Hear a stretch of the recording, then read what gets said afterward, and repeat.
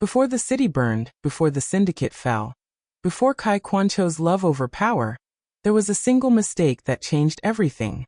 A desperate girl signed a contract she didn't understand. A man who believed love was weakness decided to take what he wanted. They survived betrayal, scandal, and war, believing freedom was the ending. It wasn't. Because some choices don't end stories. They create consequences. And in part 2, the past returns, not for them, but for what they left behind. Golden light floods through white linen curtains. A coastal breeze carries the salt smell of the ocean. The sound of waves in the distance, steady and peaceful like a heartbeat. This is where Kai Kwan learned to breathe again. 7 years have passed since he ran from his father's empire with a girl who was willing to burn her entire world down for him. 7 years since Ndidi looked into his eyes in a burning penthouse and decided love was worth dying for. They didn't die. Instead, they learned how to live. Ndidi lies on her bed at 7 months pregnant, her hand cradling the swell of her belly, like she's holding something that might disappear. She's glowing in the way pregnant women do.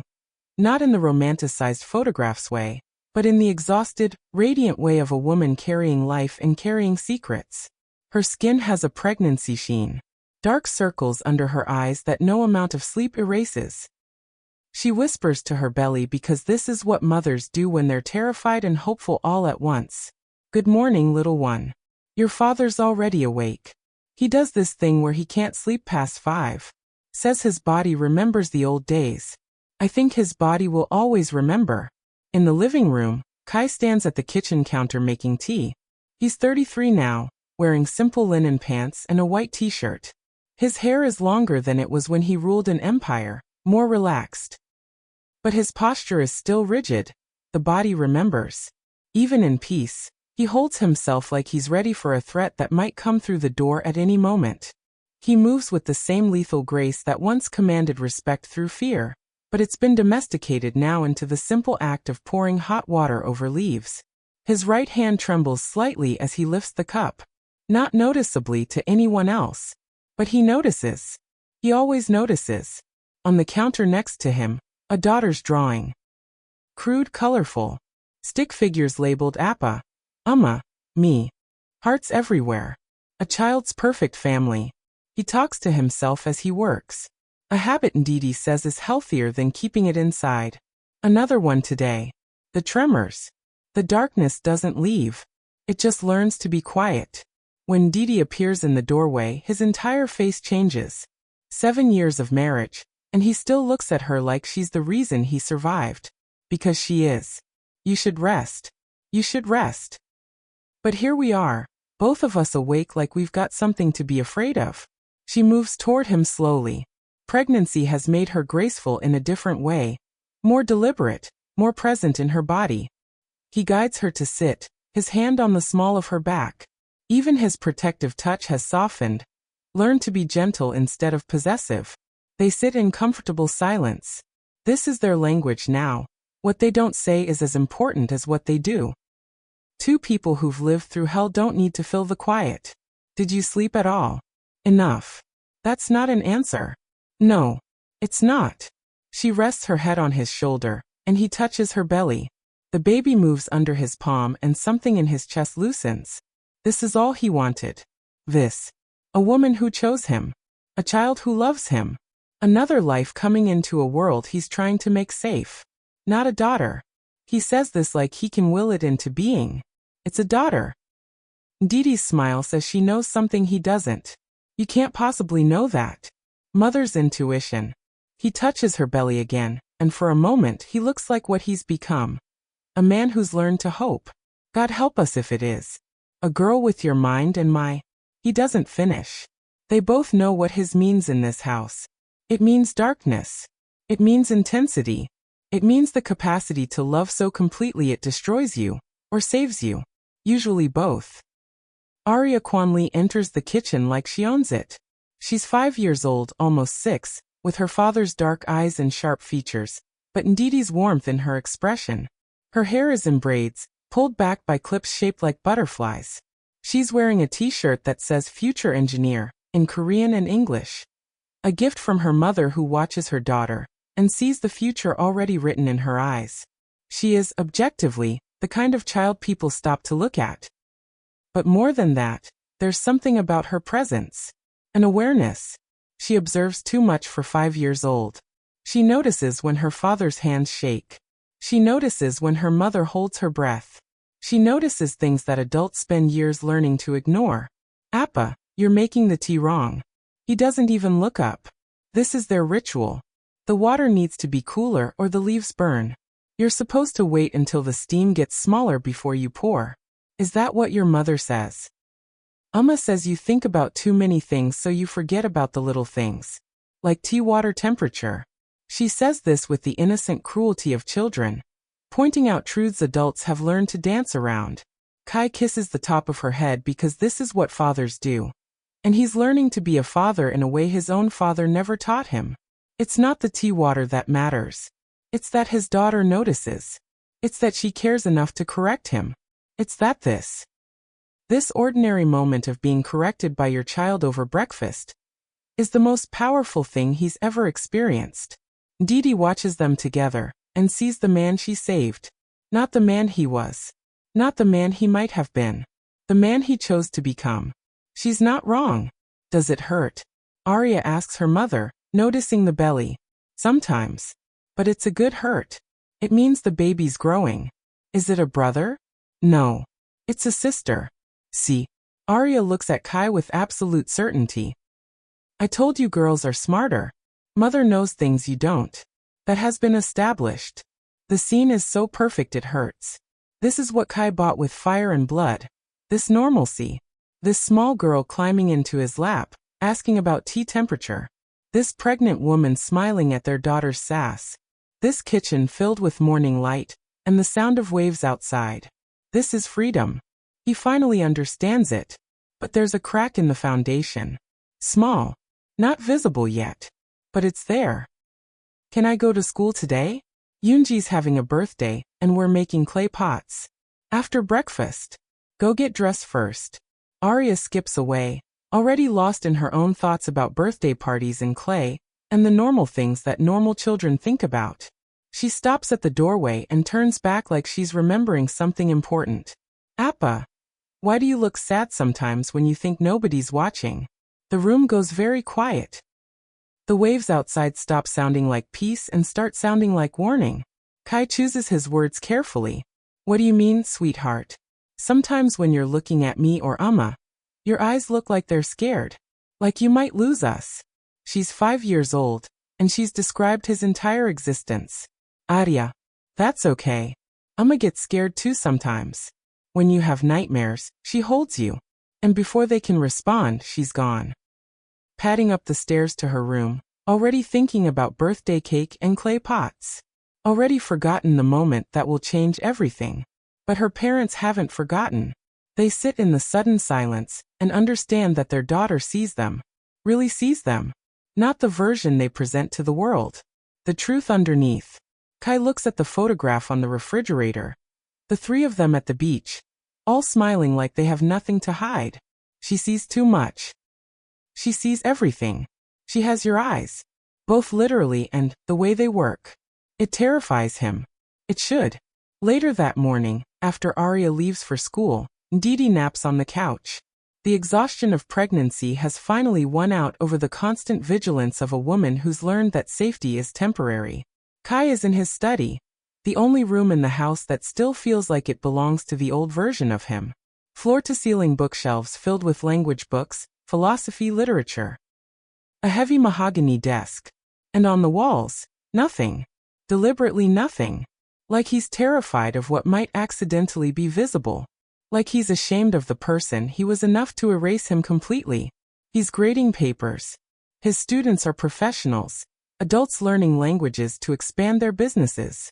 He's good at this work. Patient in a way that surprised him. Redemption looks like teaching someone how to communicate. It looks like helping them be understood. He doesn't hear Arya come home. She has a key. They taught her early, made sure she could always get in. Made sure she would never be locked out the way they were once locked out of safety. She comes straight to his study the way children do when they're looking for something without knowing what it is. Appa, Yoonji's mom wants to know if you can teach at the community center. She says you're the best language teacher she's ever seen. He smiles without looking up. His daughter believes the best version of him is the only version. Tell her I'll think about it. You always think about things. You never decide. That's not entirely fair. Arya wanders the study the way only children do, with that absolute certainty that she can touch anything. She picks up a book, puts it down, runs her fingers along his desk. The kind of tactile investigation that makes parents anxious because you never know what children will find. She opens a drawer. Arya, we don't open things that aren't ours. But the logic that comes from her mouth is airtight in the way 5-year-old logic always is. It's your drawer. Your study. But I'm your daughter, so part of this is mine, right? He can't argue with her. She's right in the way that matters. Do you have any candy? Doesn't let me have candy at home, but maybe you have secret candy. No secret candy. She closes one drawer and moves to another. It's locked. She looks at him with the kind of directness that only children possess. Why is this one locked? And this is the moment. The moment that will change everything. Because Kai could brush it off. Could say important papers or nothing interesting, or redirect her the way parents are taught to do. Could protect her from the truth a little longer. But he's never lied to her. And he's not going to start now. Because some things need to be put away safely. Why?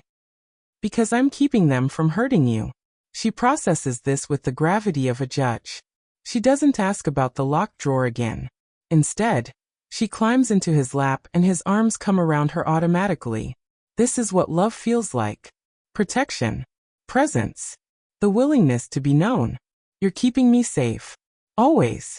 Even when you're scared. Especially then. She falls asleep against his chest, and Kai sits in the growing darkness of the afternoon, holding his daughter, understanding that she knows him in a way that's both beautiful and dangerous. 1 week later, there's a storm coming. The kind of weather that makes things unsettled. Wind pressing against windows, the sky that particular shade of green that means something's about to happen. The natural world mirrors the emotional world. Or maybe Kai is reading too much meaning into weather patterns because he's paranoid. Kai has stepped out to check the property. He's paranoid about storms. Force of habit. The old life taught him that vulnerability, in any form, could be a weapon. He checks the loose shingles, the gutters, anything that could be an entry point. The old thinking never really leaves. It just learns to hide. Arya comes home early. Half day at school. The classroom flooded. A pipe burst in the old building. And they sent the children home to their safe places. She lets herself in with her key. Calls for her father. No answer. She assumes he's sleeping. He does that sometimes in the afternoons now. His body reclaiming what the old life stole from him. She's not supposed to be in his study. But the door is open and 5-year-olds have terrible impulse control and excellent curiosity. A dangerous combination. She's looking for something to draw on. She knows her father keeps special paper in his study. The expensive kind that feels like velvet. The kind that makes you want to create something beautiful just to match the quality of the surface. The top drawer of his desk has pencils. She takes one carefully. She's about to leave when she sees it. A folder. Partially hidden under some blank pages. It's worn, handled 1,000 times. The kind of folder that holds something important. The kind of folder that changes everything. Arya knows about important things. She protects them. She carefully, with the precision of a child conducting a heist, slides it out. Inside, photographs. The first one is her father. But not her father. This man is terrifying. He's wearing a charcoal suit that costs more than her entire school. The kind of suit that says, I make decisions that end lives. He's flanked by men in black, bodyguards, the visual language of power. Behind him, a building of black glass and steel. The kind of building that looks like a trap. His expression is controlled, dangerous, the way a predator looks when it's not hungry yet, but is thinking about becoming hungry. His eyes are empty, like someone used them up and forgot to put anything back. But his eyes are the same as her father's eyes. That's what stops her cold. It's the same dark brown. The same sharp intelligence. The same intensity. It's her father's eyes looking at the world like the world owes him something. There are other photographs. Kai in a penthouse that looks like a cage. Kai at some kind of formal event, surrounded by people who look terrified. Kai with scars on his knuckles that tell stories of violence. Kai looking like he could destroy the world with a sentence. The last photograph makes her breath catch. It's her father and a woman she doesn't recognize. The woman is on her knees. The photograph is clearly taken in violence. They're in some kind of industrial space. The woman is bleeding. Kai is holding her face in his hands like she's something precious that he's broken. The look on his face is the look he sometimes has when he holds her mother. Arya's hands are shaking. Her father appears in the doorway. Behind him, rain has started to fall. He's wet from checking the roof. For a moment, just a moment, he looks like the man in the photographs. Then he's her father again. Put those away. His voice is wrong. It's the voice he uses when he's trying not to do something. Her mother uses that voice sometimes, when she's holding her breath. Appa, why are you scary in these pictures? He moves into the study slowly. He's choosing every step like the ground is made of glass. I'm not scary. Then what is this? She holds up the photograph with the woman. The proof. The evidence. He stops. For the first time since Arya was born, Kai looks at her like she's dangerous. Like she has the power to destroy him. That's not something you need to understand. Who is this woman? Is it Amma? No. Then who? Someone from before. Before your mother. Before you. Were you a bad person? The question hangs in the air like humidity before a storm. The moment stretches. In this moment, Kai makes a choice. He chooses honesty over protection. He chooses to let his daughter see him completely. Yes. Not no. Not of course not. Not the comfortable lie that parents tell their children. Just yes. Are you still? Kai kneels to her level. He touches her face like it's the most delicate thing he's ever held. I'm trying very hard not to be. Why were you bad? Because nobody taught me how to be good. Amma could teach you. She's good at teaching. She has. For 7 years she's been teaching me. He takes all the photographs back into his hands. They're trembling. The hands of a man being judged by his daughter and accepting the verdict. Are you going to tell Amma I found them? Your mother already knows they exist. She doesn't know you found them. Will you be in trouble? Kai pulls her against him. He holds her like she might disappear. You're never in trouble. But he's holding her like he's terrified that something might take her away. And Arya, with her 2 old eyes, with her father's intelligence and her mother's courage, understands that something has shifted. The rain outside is coming harder now. The storm is here. Ndidi arrives home late afternoon to find Kai and Arya sitting in the living room. They're not doing anything. Just sitting. The weight of something unsaid pressing down on them like gravity. She immediately knows. The way a mother knows. The way a woman who's spent 7 years reading a man's silences and learning his fears knows. Sweetheart, go upstairs and get changed out of your school uniform. I'll start dinner. Arya tries to speak, but something in her mother's voice makes her obey without question. Once Arya is gone, Ndidi slowly sits next to Kai. She doesn't ask what happened. She waits. They've learned that the silences between them are where the truth lives. She found the photographs. The ones from before. Not surprised. She's known this day would come. How much did she see? All of it. And she asked if I was a bad person. I told her yes. Ndidi takes his hand. No judgment. Just acceptance. That's the truth.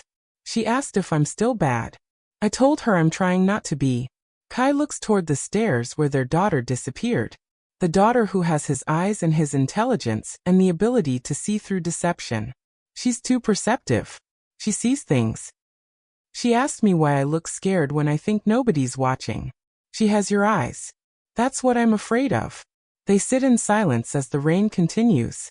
Outside, the storm rages. Inside, everything is changing. When do you want to tell her? The truth. All of it. Kai looks toward the stairs. Soon. She's ready, whether we are or not. She's 5. She's his granddaughter. And she's your daughter. And she's my child. She was never going to be an average 5-year-old. Kay toches ndidis belli. The next child. The one who will be born into a world where there are no secrets, where the truth is already in the open. And this one? Will have to be stronger. They sit together as the lights flicker once, twice, and hold. That night, Arya lies in bed unable to sleep. On her wall, drawings. Stick figures. Her family. Rainbows. On her nightstand, a photograph her mother took. Her Kai and Didi at the beach. All of them smiling. Her father looking like the most normal man in the world. She thinks about the photographs in his study. About the scared woman. About her father's eyes in those pictures. She thinks about the man in the expensive suit and the woman on her knees. She thinks, asterisk, that's my father. That was my father. Is he still my father? Asterisk. Downstairs, she hears her parents talking. Serious voices. The kind that means something important is being decided. The kind of voices that change childhoods. She pulls her blanket higher and waits for morning. For the first time in her 5-year-old life, Arya understands that the safe place her parents built has walls. And walls can be breached. Everything is about to change. 8 years have passed since the day Arya found the photograph. 8 years of her father's careful lies and her mother's protective distance. 8 years of living in a house where certain questions were never asked because everyone already knew the answers wouldn't be coming. Arya is 13 now, almost 14. She's brilliant in the way that makes teachers uncomfortable. The kind of brilliant that questions everything, that sees through comfortable narratives, that demands logic from a world built on secrets. She's restless. Her intelligence is too big for her small coastal town. Her curiosity is too sharp for her parents' carefully constructed peace. She asks questions they can't answer without lying. Why did we move so many times when I was little? They've lived in the same town for 8 years, but before that, before Arya was truly conscious, there were other places, other houses. Her parents claim it was for work, for opportunity, for a fresh start. The story changes depending on the day. Why doesn't Dad have a family? Why don't we visit anyone? Why are there no cousins, no grandparents, no relatives at all? Other kids have extended families that gather for holidays. Arya has her parents and her 8-year-old sister, Mina, and that's it. Complete. Sealed off from the rest of the world. Why does Mom check the locks 3 times before bed? Why does Dad wake up at the sound of a car door? Why are their eyes always watching the exits? Why are there rules about not telling anyone where we live? Why did they insist on a school where nobody knows their real names? Why is there a bag packed under Dad's bed? Cash, documents, the kind of bag that says we might need to run? Arya is 13, and she's beginning to understand that the story her parents told her about themselves is incomplete. It starts with a school assignment. Advanced English class. Mrs. Park assigns a family history project. Write about your family. Where did they come from? What are their stories? What challenges did they overcome? What legacy are you inheriting? It's meant to be simple. Heartwarming even. A way for teenagers to connect with their ancestry, to understand where they come from. It becomes the moment everything unravels. Arya sits at the kitchen table with her laptop. Her little sister, Mina, is upstairs doing homework. Her mother is in the garden, hands in the soil, finding peace in growing things. Her father is in his study, always with the door closed, always with something he's not quite willing to share. She types, Kwan family history. Her fingers hover over the keys. What does she actually know? Her father's name is Kai. Her mother's name is Ndidi. They came to this town 7 years before Arya was born. They claim they met at university. They claim they fell in love. They claim they wanted a simple life away from the city. None of it adds up. Why would 2 young people abandon promising careers to become a language teacher and an engineering consultant in a small coastal town nobody's ever heard of? Why would they systematically erase any digital footprint before 2017? Why would her father have a scar on his ribs that he never explains? Why would her mother sometimes look at her father like she's terrified he might disappear? Arya opens Google. It's meant to be a simple search. Kwan family history. Korean names Kwan. Something that might give her breadcrumb to follow. Instead she finds Mafia heir Kai Kwan missing. The article is from 2018. 7 years old. A news report from Korea about organized crime, about a powerful man who disappeared with a woman, about a war that broke out in the underworld. The headlines are sensational, dramatic, the kind of headlines that sell newspapers.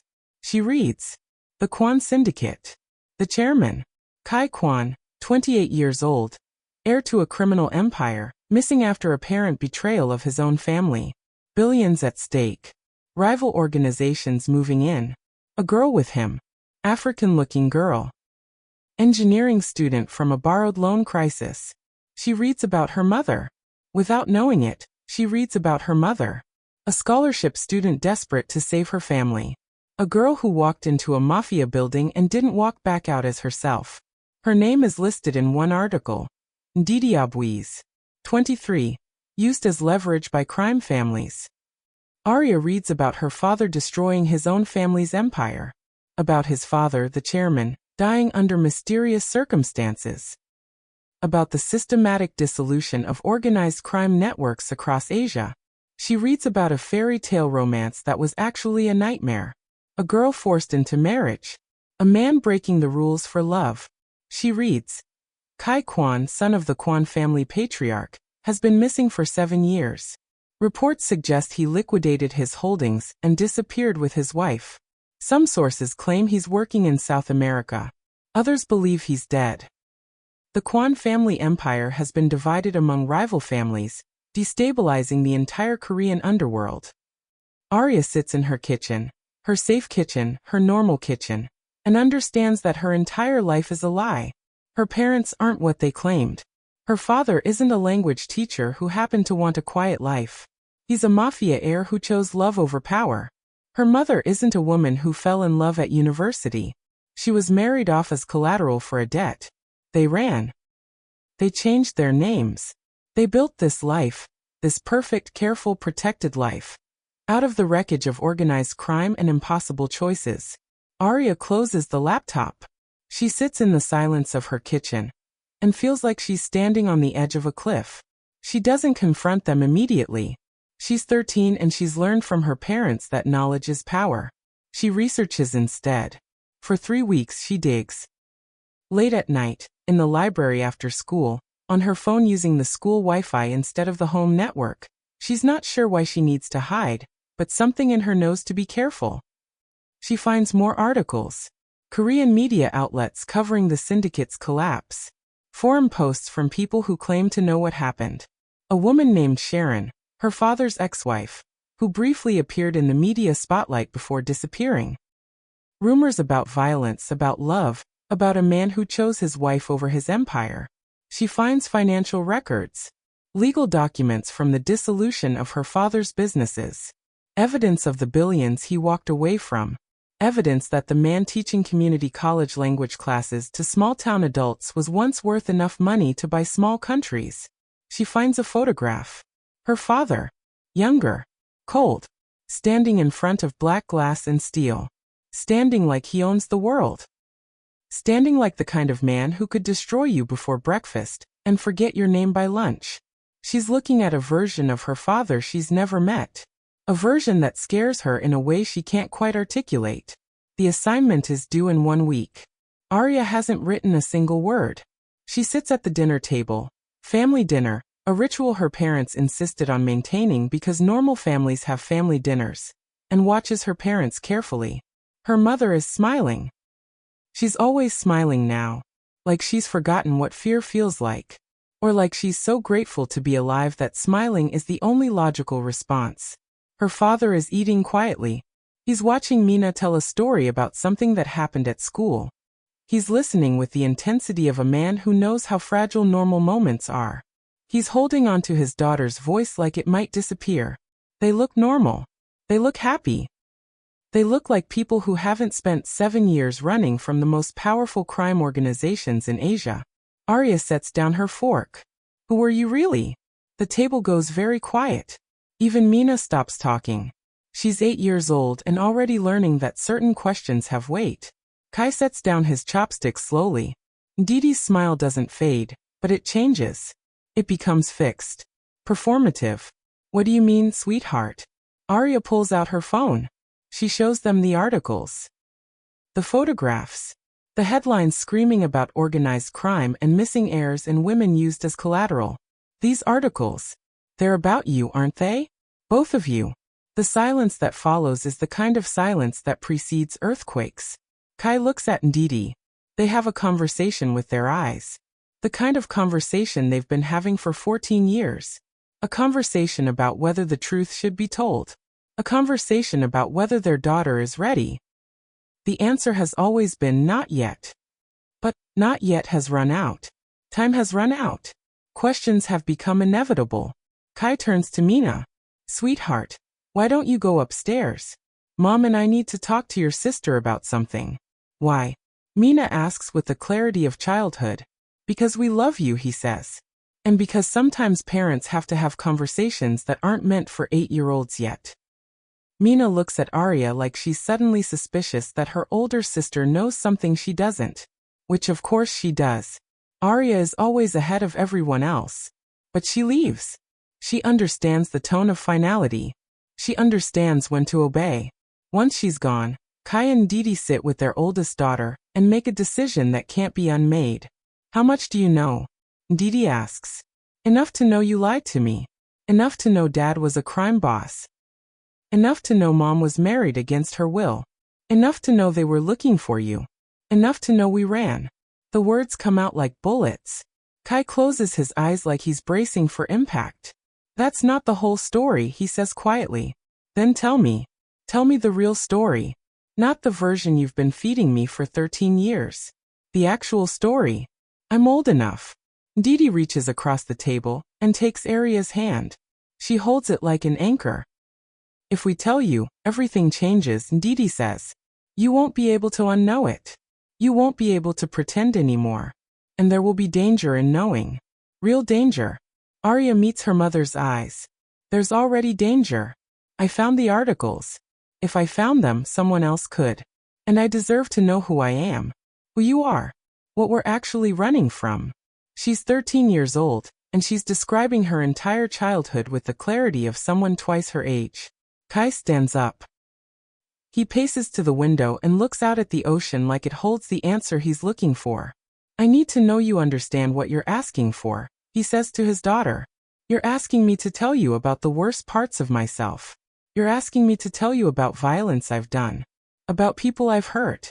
About choices I made that can't be unmade. You're asking me to help you understand why we live like we're in hiding. And once I do that, you'll never feel safe again the way you feel safe now. Arya stands up. She's almost as tall as her mother now. Almost a woman instead of a girl. I don't feel safe now. I feel like I'm living in someone else's life. I feel like you're both lying every single day, and I'm supposed to pretend I don't notice. So tell me the truth. I'm ready. Kai turns back from the window. He looks at his oldest daughter, and sees the moment she stops being a child. He sees the intelligence that mirrors his own. He sees the courage that mirrors her mother's. He sees exactly how much she's inherited from both of them. Sit down, he says. They sit back at the dinner table. The dishes are still there, evidence of the normal moment that just ended. Arya sits across from her parents like she's about to receive a verdict. Kai takes a breath. My name isn't really Kai, he begins. Or rather, Kai is my name. But I wasn't always Kai Kwan, language teacher. I was Kai Kwan, crime boss. I was the heir to a syndicate called the Kwan family. I was born into violence the way other children are born into wealth or privilege. Violence was my inheritance. He tells her about his childhood. About a father who believed softness was weakness. About a system where power was the only currency that mattered. About being shaped into a weapon before he was old enough to understand what weapons do. Ndidi takes over when his voice becomes too heavy. I was desperate, she tells Arya. My father had borrowed money from the syndicate. Money he couldn't repay. The debt had become so large it was going to cost us everything. Our house. Our future. Everything. So I walked into a building owned by the man who owned the debt. I thought I could negotiate. I thought I could find a way to save my family. Instead, I signed a marriage contract. I didn't read it. I didn't know what I was signing. She pauses. Her hand tightens on Aria's. Your father married me to consolidate power. Or at least, that's what everyone believed. What he actually did was fall in love with me. And when his father ordered him to break me, to marry someone else and destroy me publicly, he refused. He walked away from everything. From his empire, from his family, from the life he was born into. Kai continues. He tells her about running, about the war that broke out in his absence, about the violence and the blood and the fact that people died because of his choices. But mostly, he tells her the story of two people who chose love over power. We chose each other, he says. Over everything. Over his empire. Over my safety. Over the life we were supposed to have. We chose a simple life. We chose this town. We chose to try to be normal. And we did it, Didi says. For 13 years, we've been trying to be normal. And we've been happy. We've built a family. We've built a life that's real. But the danger is real too, Kai says. The people we ran from are still powerful. They might forget us. They probably have forgotten us. But there's always the chance they could remember. There's always the chance someone could find us. That's why we're careful. That's why we check the locks. That's why we don't have extended family. That's why we're prepared to run at a moment's notice. Aria listens. She listens to her parents tell the story of their lives. She listens to them describe love as something worth losing everything for. She listens to them explain that her entire existence is built on the foundation of an impossible choice. When they're done, the kitchen is dark. Night has fallen while they were talking. Why didn't you tell me sooner? Because Ndidi says, we wanted you to have a normal childhood. We wanted you to feel safe before you had to understand danger. But I wasn't safe, Arya says. I was always the kid asking the wrong questions. I was always suspicious of you. I was always trying to figure out why the story didn't make sense. You lying to me didn't make me feel safer. It just made me feel like I couldn't trust you. Kai flinches like she struck him. You're right, he says. We were trying to protect you, and instead we just delayed the inevitable. We should have told you earlier. We should have trusted you with the truth. Arya stands up. She feels different. Like something has shifted inside her. Like she's just become a different version of herself. I have a question, she says. If they find us, if the danger becomes real, what happens? Kai and Didi exchange that look again. The one that says they've considered this possibility 1,000 times. We run, Didi says. We take you and Mina and we disappear. We have documents, money, a plan. We've always had a plan. But they won't find us because I'm very careful, Kai adds. Because I spent years learning how to disappear. And I will never let anyone hurt my family again. He says this with the same intensity she heard in the articles. The intensity of a man who's lived through war, and come out the other side willing to do anything to protect what matters. Arya understands something in that moment. Her father isn't reformed. Redemption doesn't erase what you were. It just means you're choosing to be something different. He's still the man from the photographs. He's just chosen to point that intensity at love instead of violence. I need to write a family history essay, Arya says. Kai and Didi look confused. That's the assignment. My English teacher wants me to write about my family. About where we come from. About what we're inheriting. What are you going to write? Didi asks carefully. The truth, Arya says. Not the whole truth. I'm not stupid enough to put organized crime in a school essay. But the truth. That I come from people who chose love over power. That I come from people who were willing to lose everything for each other. That I inherit courage. I inherit the knowledge that redemption is possible. She looks at both of her parents. I inherit the knowledge that the most powerful thing a person can do is choose to be better than they were. Kai's eyes fill with tears. It's the first time Arya has ever seen her father cry.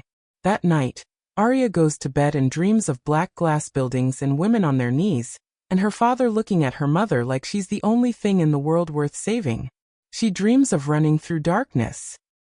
She dreams of a life she could have had if her parents had made different choices. But mostly, she dreams of the life they did choose. The simple life. The real life. The life built on love instead of fear. And she understands that she's just inherited more than a history. She's inherited a choice about who she wants to be. In the morning, she sits down to write her essay. My family comes from a place I'll never fully know. From a world my parents chose to leave behind. They ran from power because they discovered something more powerful than empire. They discovered love. Not the kind they write about in poems. The kind that costs you everything and is still worth the price. I don't know if I'll ever understand the full weight of their choices. I don't know if I can comprehend what they sacrificed. But I know this: they chose me. They chose my sister. They chose a simple life with nothing instead of a complex life with everything. That's the legacy I'm inheriting. The knowledge that choosing love over power is the bravest thing a person can do. She doesn't write about organized crime. She doesn't name names or describe violence. She doesn't betray her parents' secrets. But she writes the truth. The essential truth. That her family's history is a love story wrapped inside an impossible choice. The essay comes back with an A and a note from Mrs. Park. This is the most profound piece of writing you've submitted all year. Whatever your family has chosen, they clearly taught you well. Arya keeps the essay in her journal. She keeps it as evidence of the moment everything changed. But what she doesn't know, what she can't possibly know, is that this moment, this conversation, this essay, is just the beginning. Because understanding your parents' past is one thing, but inheriting it is another. The knowledge is poison. Not because it's false, but because it's true. And the truth about her father's world is that it never really lets you go. Even when you run. Even when you hide. Even when you build a new life in a small coastal town and pretend you're just a regular family. The past always finds you. And it's coming for Arya. The truth doesn't arrive gently. It arrives like a bomb that explodes in slow motion, destroying everything you thought you knew about yourself in increments so small you don't notice the destruction until you're already dead inside. Arya wakes the next morning and the world is different. Not because anything has physically changed. The house is the same. The ocean outside her window is the same. Her mother is making breakfast in the kitchen. Her father is reading the news on his tablet. Mina is arguing about what cereal she wants. Everything is exactly as it was yesterday. But Arya is different. She is infected with knowledge. She is poisoned with truth. She looks at her father and sees two men overlapping. The man making breakfast, gentle, careful, attentive to the small needs of his family. And the man from the photographs, cold, dangerous, the kind of man who could hurt you and not regret it. She understands, with a clarity that makes her sick, that both versions are real. She looks at her mother and sees a woman who survived. A woman who was thrown into hell and chose to make it home. A woman who has spent 14 years pretending to be ordinary when she is, in every way that matters, extraordinary. Anger comes first. It's breakfast. Mina is demanding pancakes. Didi is making them with exaggerated happiness, the kind of performance that Arya now recognizes as part of the lie.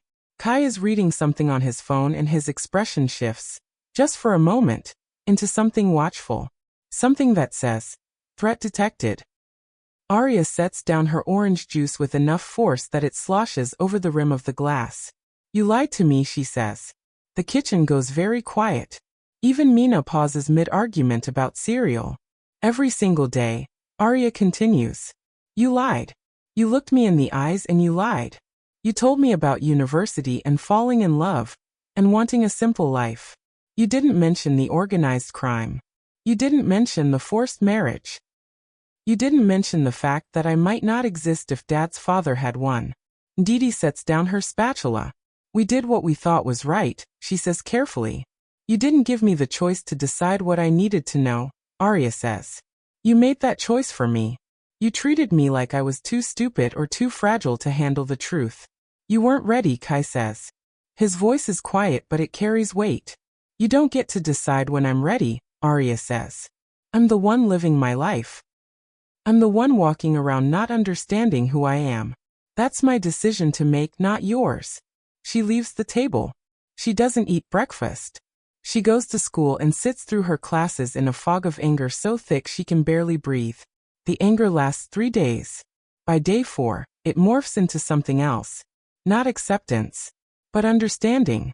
She's in her room, staring at the ceiling, and she thinks. Her father walked away from billions. He walked away from power that most people spend their entire lives chasing.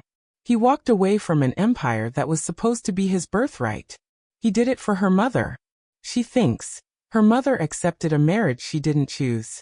She accepted being collateral in a financial transaction. She accepted being used as leverage in a dangerous game. And then she chose to fight her way out of it. She chose to believe in her husband when everyone told her he was a monster. She chose him anyway. Arya understands, with a kind of awe that sits heavy in her chest, what her parents are. They are not ordinary people who stumbled into an extraordinary situation. They are extraordinary people who chose ordinariness because love demanded it. That afternoon, she goes to her father's study. He's there as he always is, grading papers, living a normal life. She sits down without asking, "Is the chairman still alive?" Kai doesn't look up from his papers, but his body goes very still. "No," he says. "He died about 5 years ago. Cancer. He was old and he was angry, and neither of those things is good for a person's health. Will they come for us?" Kai finally looks at her.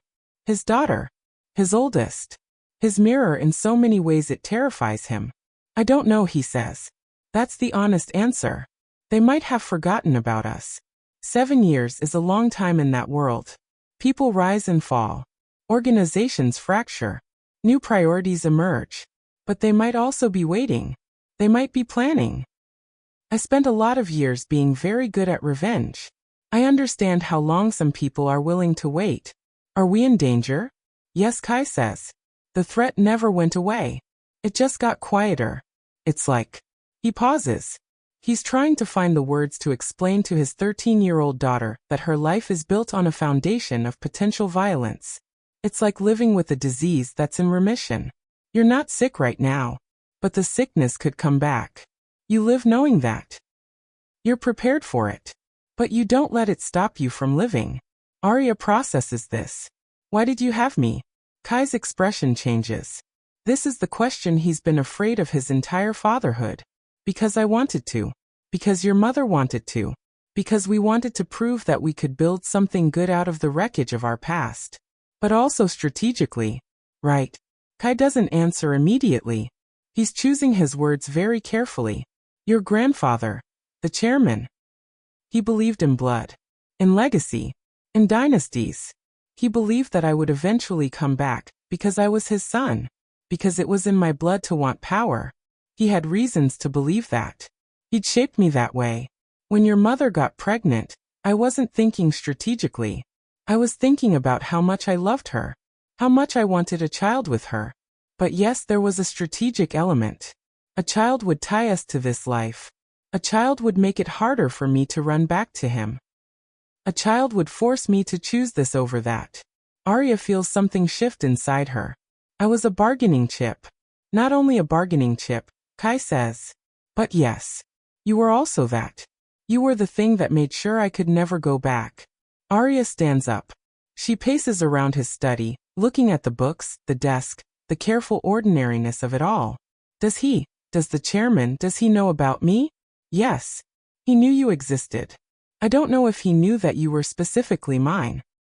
I don't know what plans he might have had for you. What does that mean? What kind of plans? It could mean nothing.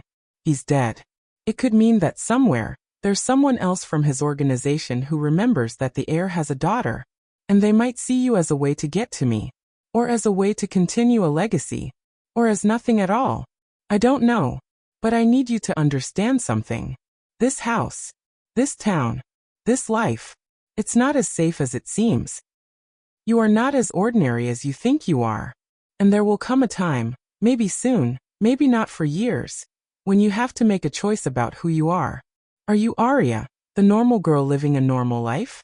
Or are you Arya Kwan, heir to a world of power and darkness? Arya feels the weight of that inheritance settle on her shoulders.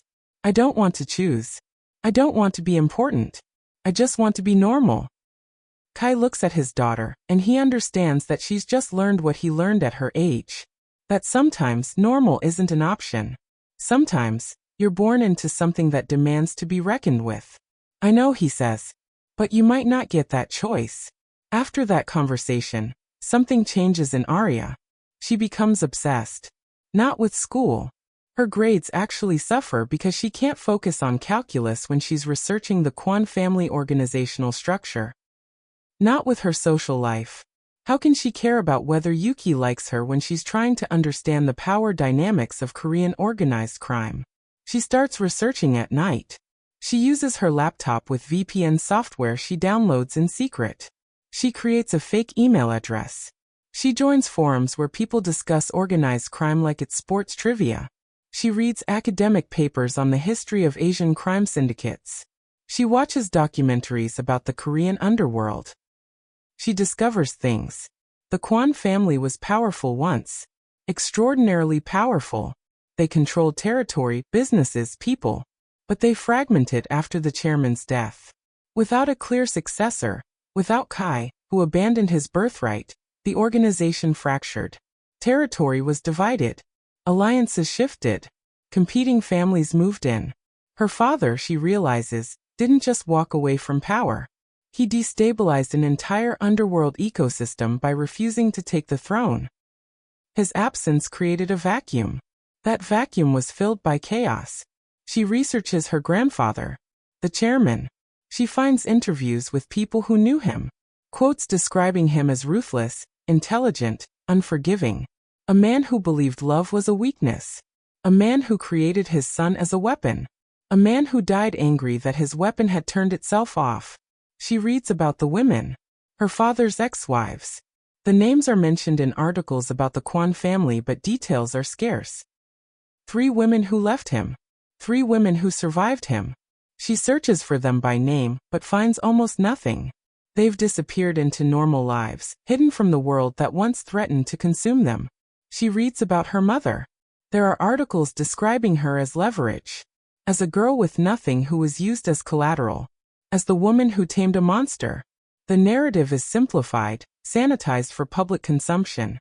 The reality, Arya knows, is infinitely more complex. She creates a spreadsheet. Kwan family organizational structure. Key players. Territory maps. Financial assets. Rival organizations. Threats to her family. It fills her laptop screen. It is the architecture of violence made into data. One night, she's deep in a forum post about rumored connections between the Kwan family and government officials when Kai appears in her bedroom doorway. She jumps. She closes her laptop so fast it's almost violent. What are you doing? Nothing. Arya. She turns to face her father. She has his eyes. She has his intelligence. She has his ability to read people and situations with predatory accuracy. There's no point in lying. Researching, she says. Understanding. You said I might have to make a choice about who I am. I'm trying to understand what that choice even means. Kai comes into her room and sits on her bed. He looks exhausted. This is dangerous, he says. What's dangerous? Reading about things that are already a threat? They're already a threat whether I understand them or not. At least this way I'm not ignorant about what could hurt us. Kai considers his daughter. She is 13 years old, and she's already thinking like a strategist. Like someone trained to assess threats and possibilities. Show me, he says. She opens her laptop. She shows him the spreadsheet. The research. The forums and articles and connections she's mapped.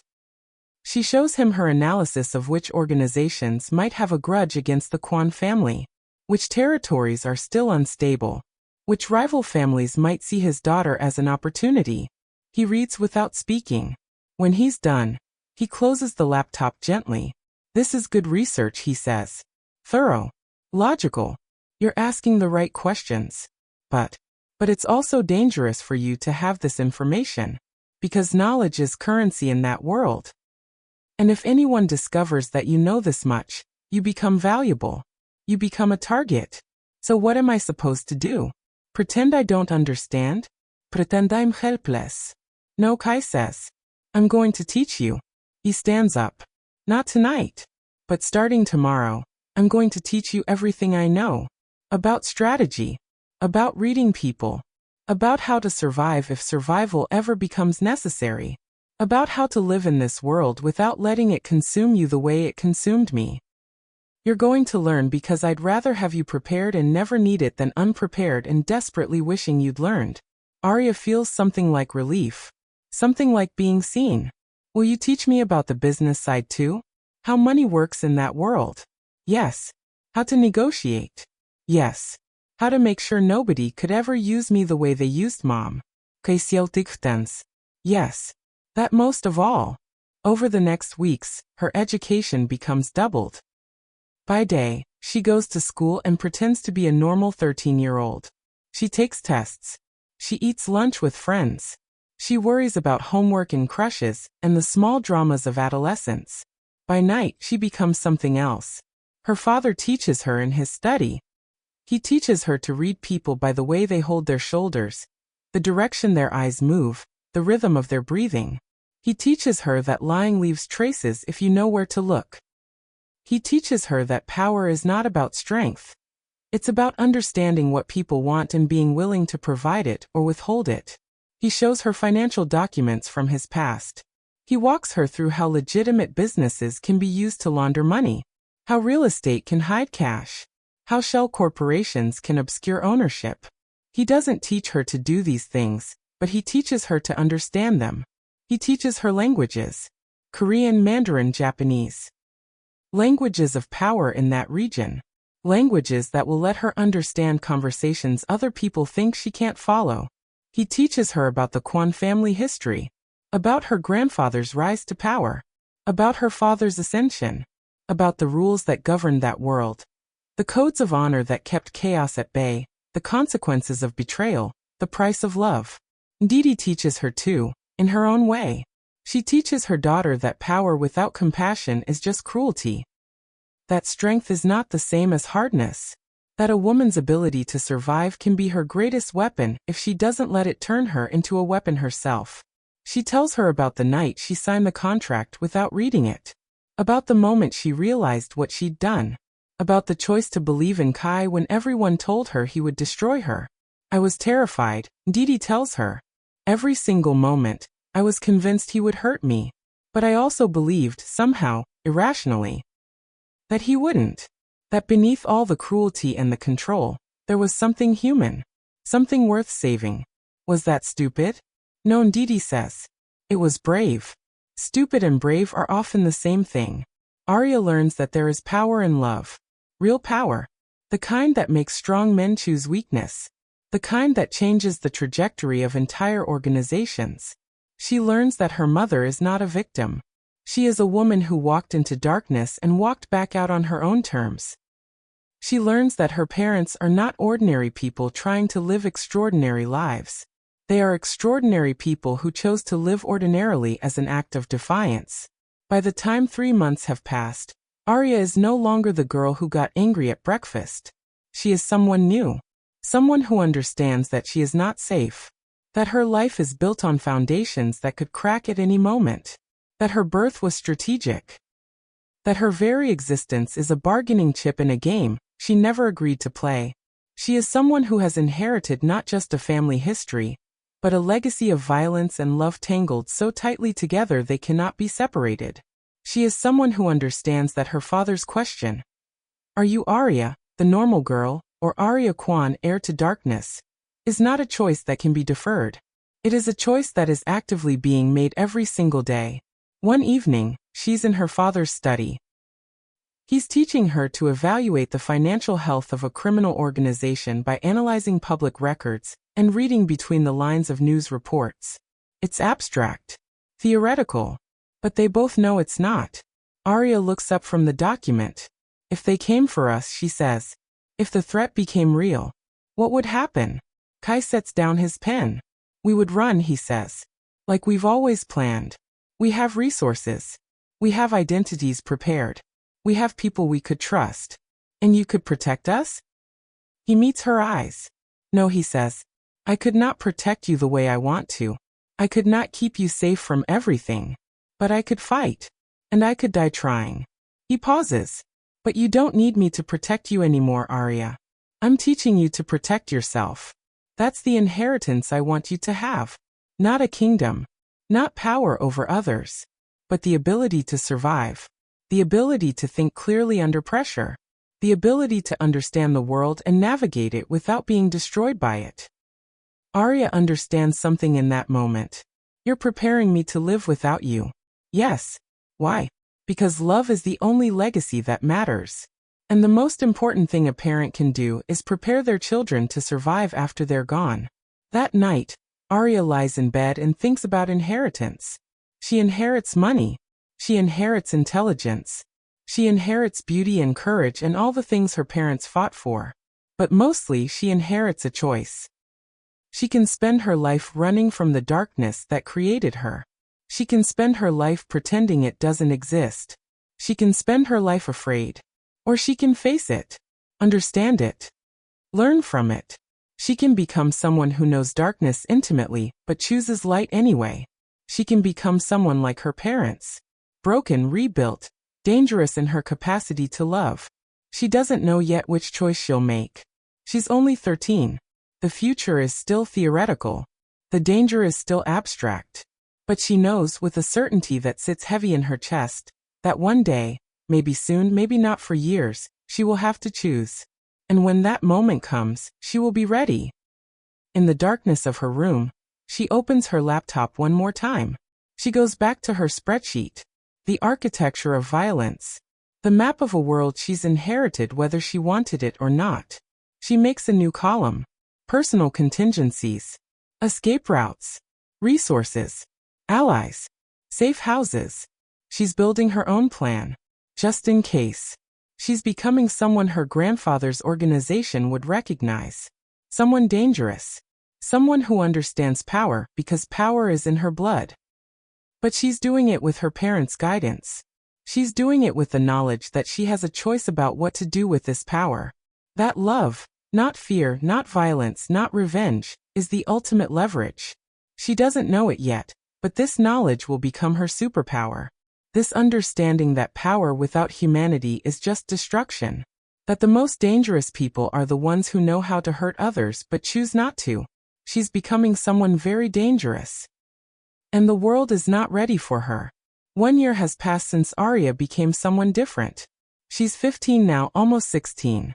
Still brilliant. Still restless. But now she's something more dangerous. She's knowledgeable. She understands the architecture of power in ways most adults never will. She can read a balance sheet and see the invisible violence it represents. She can hear her father speak Korean to someone on the phone and understand the subtext. The threats wrapped in pleasantries, the respect earned through fear.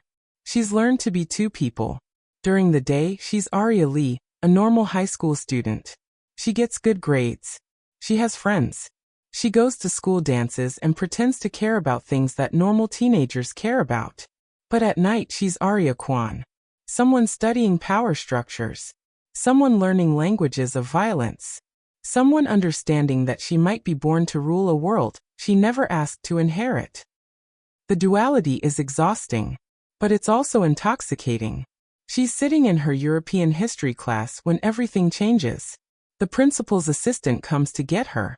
There's a visitor. An older gentleman asking to speak with her family. He has credentials, identification, and an air of professional respect that makes the school administrators nervous in a way they can't articulate. Arya's stomach drops. She knows. Before she even sees him, she knows. The underworld doesn't send representatives without reason. And representatives don't appear without bringing change. The man's name is Min Deo. He's in his 60s, with silver hair and a suit that costs more than most people's monthly salary. He sits in the school's conference room with the kind of perfect posture that suggests military training. He smiles at Arya, and his smile is not unkind, but it's not warm either. It's the smile of someone who's learned to perform human emotion. Miss Arya, he says, using her legal name with the kind of formality that suggests he knows exactly who she is. Your family and I have some business to discuss. Is there somewhere we could speak privately? Arya's mind is racing. They know. The syndicate knows about her. They know where she lives, where she goes to school, who she is. They found her. They've decided to act. She's terrified. She's also fascinated.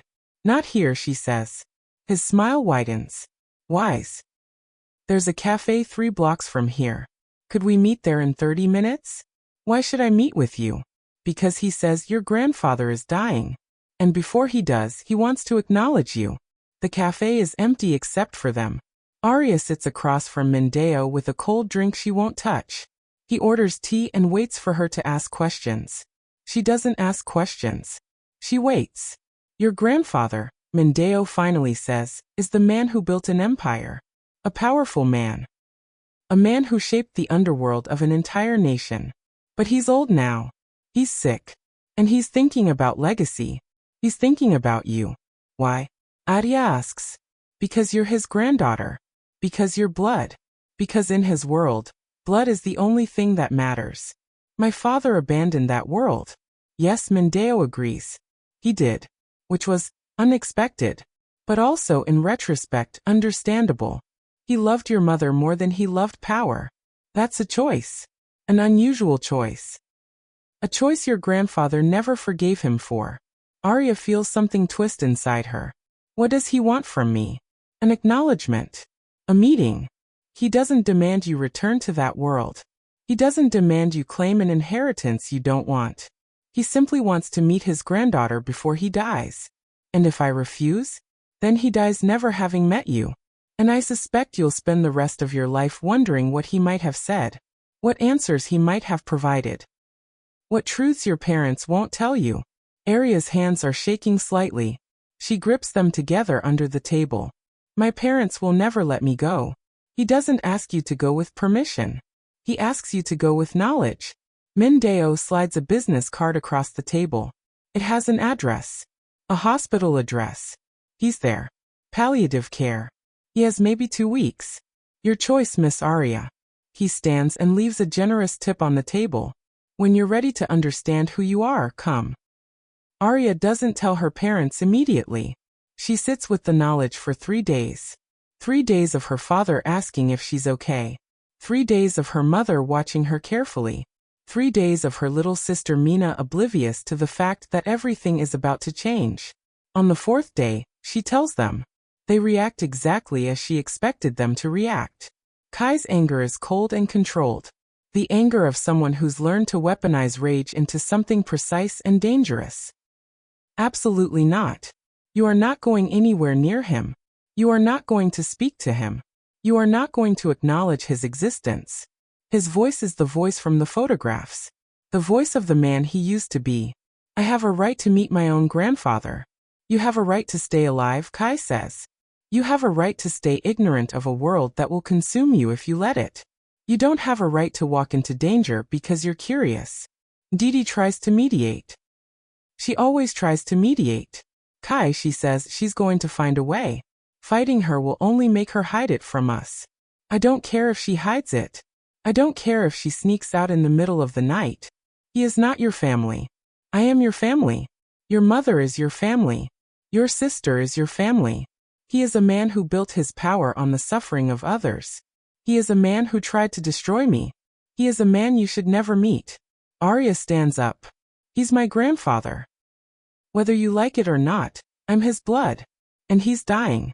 Don't I have the right to hear what he wants to say to me before he's gone? The right? Kai laughs and it's bitter. You talk about rights. You don't understand what you're asking for. The moment you step into that hospital, the moment you let him see you, you become part of his world. There's no neutrality here. There's no halfway. I'm already part of that world, Arya says. You made sure of that. You taught me about it. You trained me for it. So what's the difference between studying it from a distance and actually meeting the person who created it? Kai goes very still. The difference is that you can study something without being consumed by it. You can understand a world without being absorbed into it. But meeting him, letting him see you, letting him know you, that's different. That makes you real to him. And a man like that, a man with that much power, he doesn't meet his granddaughter without a reason. He doesn't do anything without an agenda. What if I'm smart enough to understand his agenda? What if I'm strong enough to hear what he says without being destroyed by it? Kai looks at his daughter. He sees her intelligence. He sees her courage. He sees her stubbornness, a trait inherited directly from him. He sees that she is no longer the girl he can protect through prohibition. He sees that she's becoming something he doesn't know how to control. If you go, he says quietly, then you go knowing that you might not come back the same. You go knowing that he will try to manipulate you. You go knowing that he is a master of reading people and weaponizing their desires. You go knowing all of that, and you make a choice anyway. I understand, Arya says. But you go alone. No one helps you. No one protects you. You walk into that hospital, and you face him by yourself. Okay. Kai turns away. He can't look at his daughter anymore. Didi reaches for Arya's hand. Be careful, she whispers. Please be careful. The hospital is antiseptic and cold. The kind of place where people go to die slowly, under fluorescent lights, with machines monitoring their slow fade into nothing. The chairman is in a private room. Of course he is.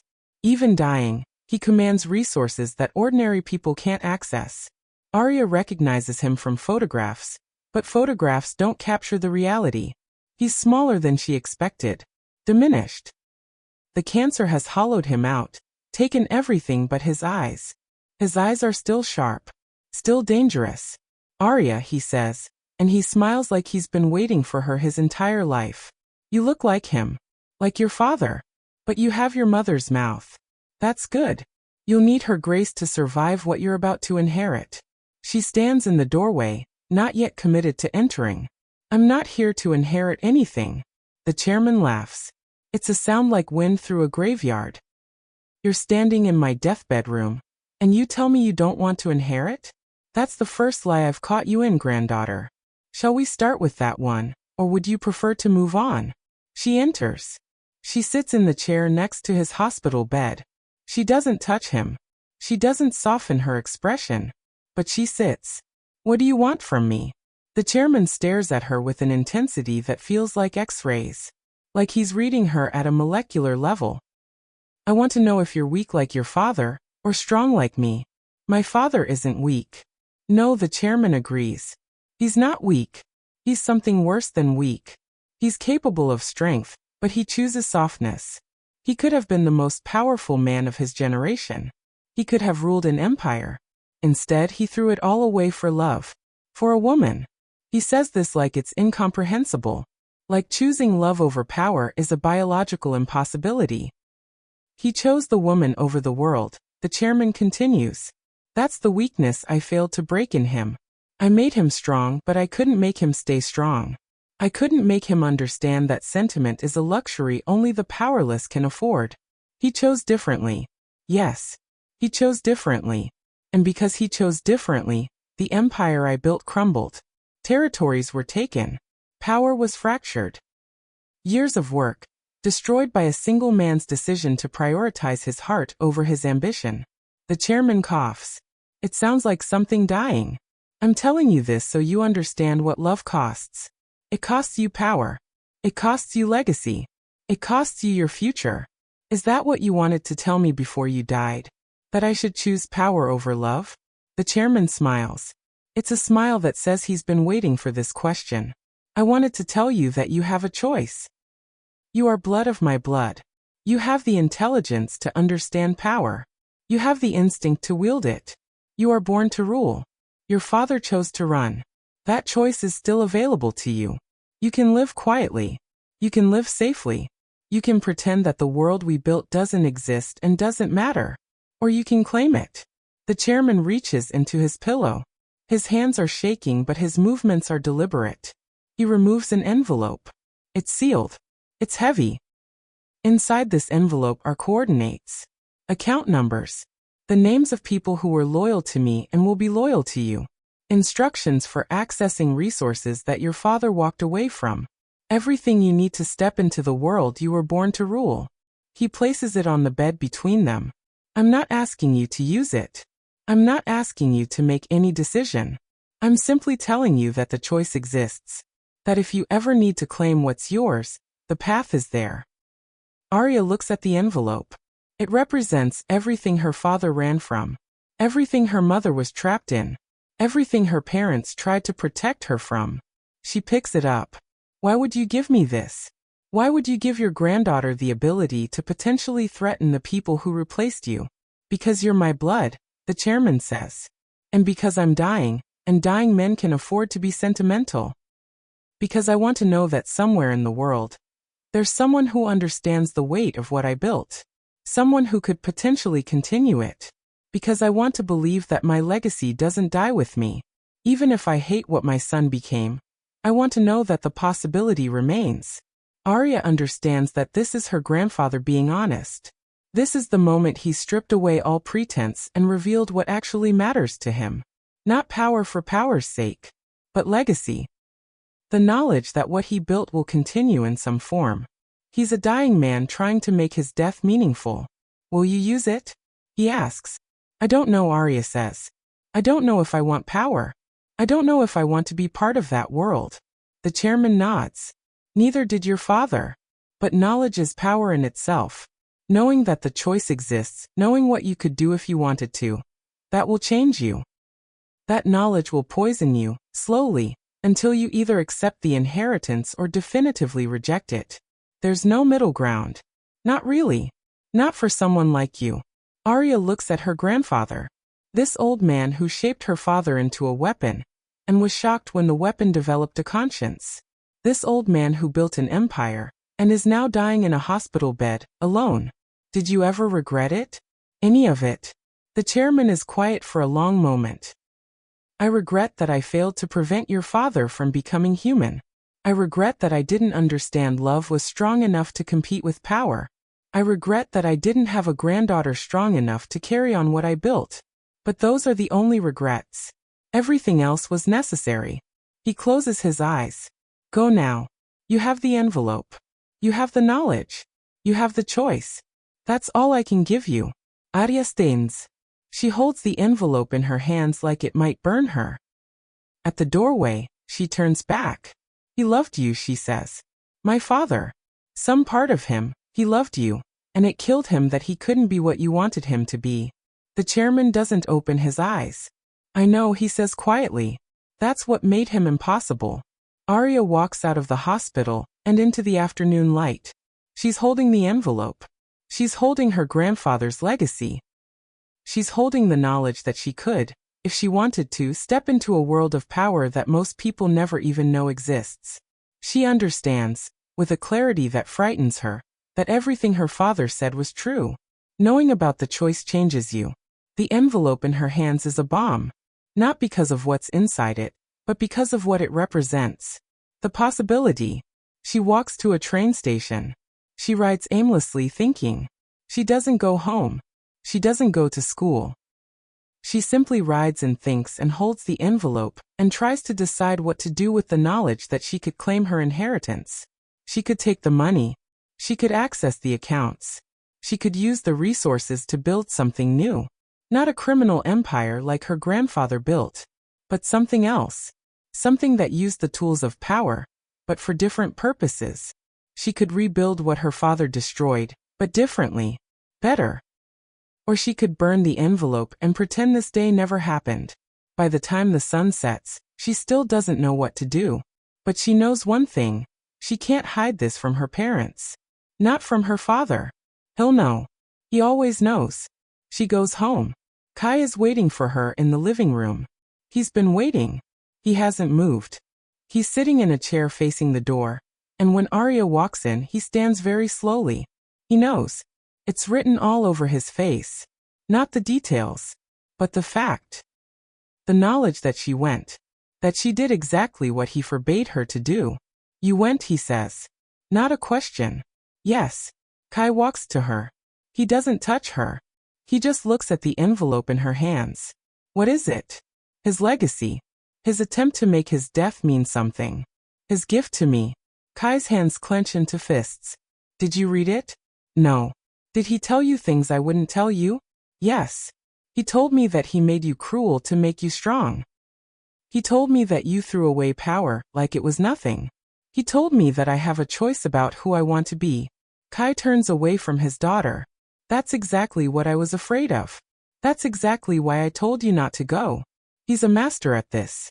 At finding what people want and giving it to them. At making people feel special. at making people feel like they have options. I do have options, Arya says. No, you don't. That's what you're not understanding. The moment you set foot in that hospital, the moment you took that envelope, you stopped having options. You became part of his world whether you wanted to or not. There's no neutrality. There's no studying it from a safe distance. The moment you become real to them, the moment they know your name and your face and your potential, you're in. There's no getting out. Arya feels anger building inside her. You're scared, she says. You're scared because I might make different choices than you did. You're scared because I might not run away like you did. Kai's eyes flash with something dangerous. I'm scared because I love you, he says. I'm scared because I know exactly what that world does to people. I'm scared because I spent 20 years of my life learning how to be a weapon, and the last 7 years learning how to be human. And I'm terrified that I'm losing my daughter to the thing I escaped. Didi appears in the doorway. She's been listening. Her face is pale. Arya, she says, your father has a point. The moment you took that envelope. I had to take it, Arya says. What was I supposed to do? Reject my own grandfather? Make him think I despised him? Yes, Kai says. Exactly that. That's cruel. That's survival. Arya feels something crack inside her. She's looking at her father and she's seeing him differently. He's not noble. He's not brave. He's terrified. He's terrified of her potential, terrified of her intelligence, terrified that she might be strong enough to navigate the world that destroyed him. He's trying to keep her small, to keep her safe. I'm going to open it, Arya says. I'm going to look at what he gave me. And I'm going to decide for myself whether I want to claim it or burn it. But I'm not going to pretend it doesn't exist. I'm not going to live in denial like you do. Kai looks at his daughter and understands that he's losing her. Not because he failed, but because he succeeded. He raised her to be intelligent. He raised her to think strategically. He raised her to understand power. And now she's using those skills in ways he never intended. The moment you look at that envelope, he says, you cross a line. You step into a world that will demand things from you. People in that world will come looking for you. They'll want to know about you. They'll want to use you. And there's nothing I can do to protect you from that. Then don't protect me, Arya says. Teach me. Help me understand how to navigate it. Help me figure out how to use this knowledge without being destroyed by it. I can't help you do that, Kai says. Because I didn't navigate it. I ran from it. And I was right to run. But you're different. You're smarter than I was. You're braver. You're going to try to do something I never thought possible. You're going to try to exist in both worlds. Arya realizes he's right. That's exactly what she's planning. That's exactly what she wants. To claim the knowledge and the power, while maintaining her humanity. To take the tools of her grandfather's world, and use them differently. To prove that power doesn't have to corrupt. To be something her parents never dared to be. Kai leaves the room. He goes to his study and closes the door. Didi follows him, but Arya doesn't. Instead, she sits with the envelope. She doesn't open it yet. But she holds it and she feels its weight. That night, after her parents are sleeping, Arya opens the envelope. Inside, coordinates for a safety deposit box. Account numbers. Names of people who owe loyalty to her grandfather. Instructions for how to claim her inheritance piece by piece. Instructions for how to build an empire of her own. She photographs every page. She memorizes the names. She maps the coordinates. She begins to plan. Not to claim the inheritance immediately, but to understand it. To figure out how to use it. She wants to prove something. Something her father learned too late to matter. That power and love don't have to be mutually exclusive. That you can understand darkness without being consumed by it. She's going to try something impossible. She's going to claim her grandfather's legacy, while becoming a better person than he ever was. She's going to build an empire, but built on different principles. Built on the foundation her parents created. Love, loyalty, humanity. She doesn't know if it's possible. She doesn't know if she's naive or brilliant. But she knows she has to try. Over the next weeks, she begins the process of understanding what she's inherited. She makes calls using secure lines her father taught her about. She introduces herself to the people whose names are in the envelope. She's cautious. She's careful. But she's also clear.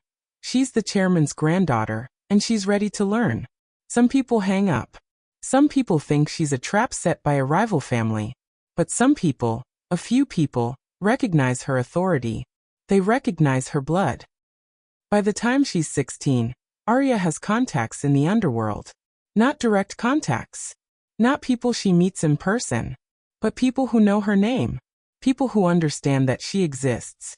People who might be useful, or might be dangerous, depending on how this plays out. She's built a network. She's begun the process of understanding her inheritance. And she's kept it secret from her parents. Kai knows something is happening. He watches his daughter, and he sees the emergence of someone he doesn't quite recognize. Someone who is becoming the person he feared she would become. Someone powerful. But he also sees something else. He sees her trying to be good. He sees her using knowledge to help people instead of hurt them. He sees her making different choices than the ones he made. He's terrified. But he's also, despite himself, proud. Arya is 16 years old. And she's become something extraordinary. She's become a bridge between two worlds.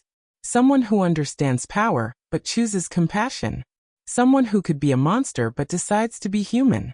She's become exactly what her grandfather hoped she would be, but in ways he never anticipated. And the underworld is starting to notice. The seed is planted. The invitation has been received. Arya has begun the process of claiming her inheritance. And Kai is watching his daughter become the person he always feared she might be. Not a victim. Not a puppet. But a force. A power. A woman who will inevitably step fully into the world she was born to rule. The question now is, what will she do with that power when she fully claims it? 2 years have passed since Arya opened the envelope. 2 years of building her network secretly. 2 years of understanding her grandfather's legacy piece by piece. 2 years of becoming fluent in a language of power that her parents never taught her. She's 18 now, and she's attending Seoul International University. It's a compromise her parents extracted in exchange for letting her live away from home. A prestigious institution. A place where she can study international relations and economics, the tools of power translated into legitimate language. A place, her parents hoped, where she would be far enough away from the underworld to reconsider her path. They were wrong. The underworld exists everywhere. Power exists everywhere. Arya is just learning to see it more clearly. She's brilliant in ways that make professors uncomfortable. They assign her a paper on economic policy, and she turns in an analysis of how legitimate businesses can be structurally designed to hide illicit funds. They ask her to present on international relations, and she discusses the unspoken agreements between crime syndicates and governments that allow power to consolidate across borders. She's not trying to be obvious. But brilliance, when it comes to understanding systems of power, tends to be obvious. She's in the library at midnight, working on an assignment, when she meets him. The boy who will change everything. His name is Jaewon. He's a year ahead of her, studying business and philosophy. An unusual combination that immediately marks him as someone thinking about larger questions. He sits down across from her without asking. And there's a familiarity to the gesture that suggests he's not used to rejection. You're reading the wrong book for that assignment, he says. Arya looks up. He's handsome in the way that wealthy people often are. Like someone has carefully assembled all his features to maximum aesthetic impact. But it's not the handsomeness that catches her. It's the intelligence in his eyes.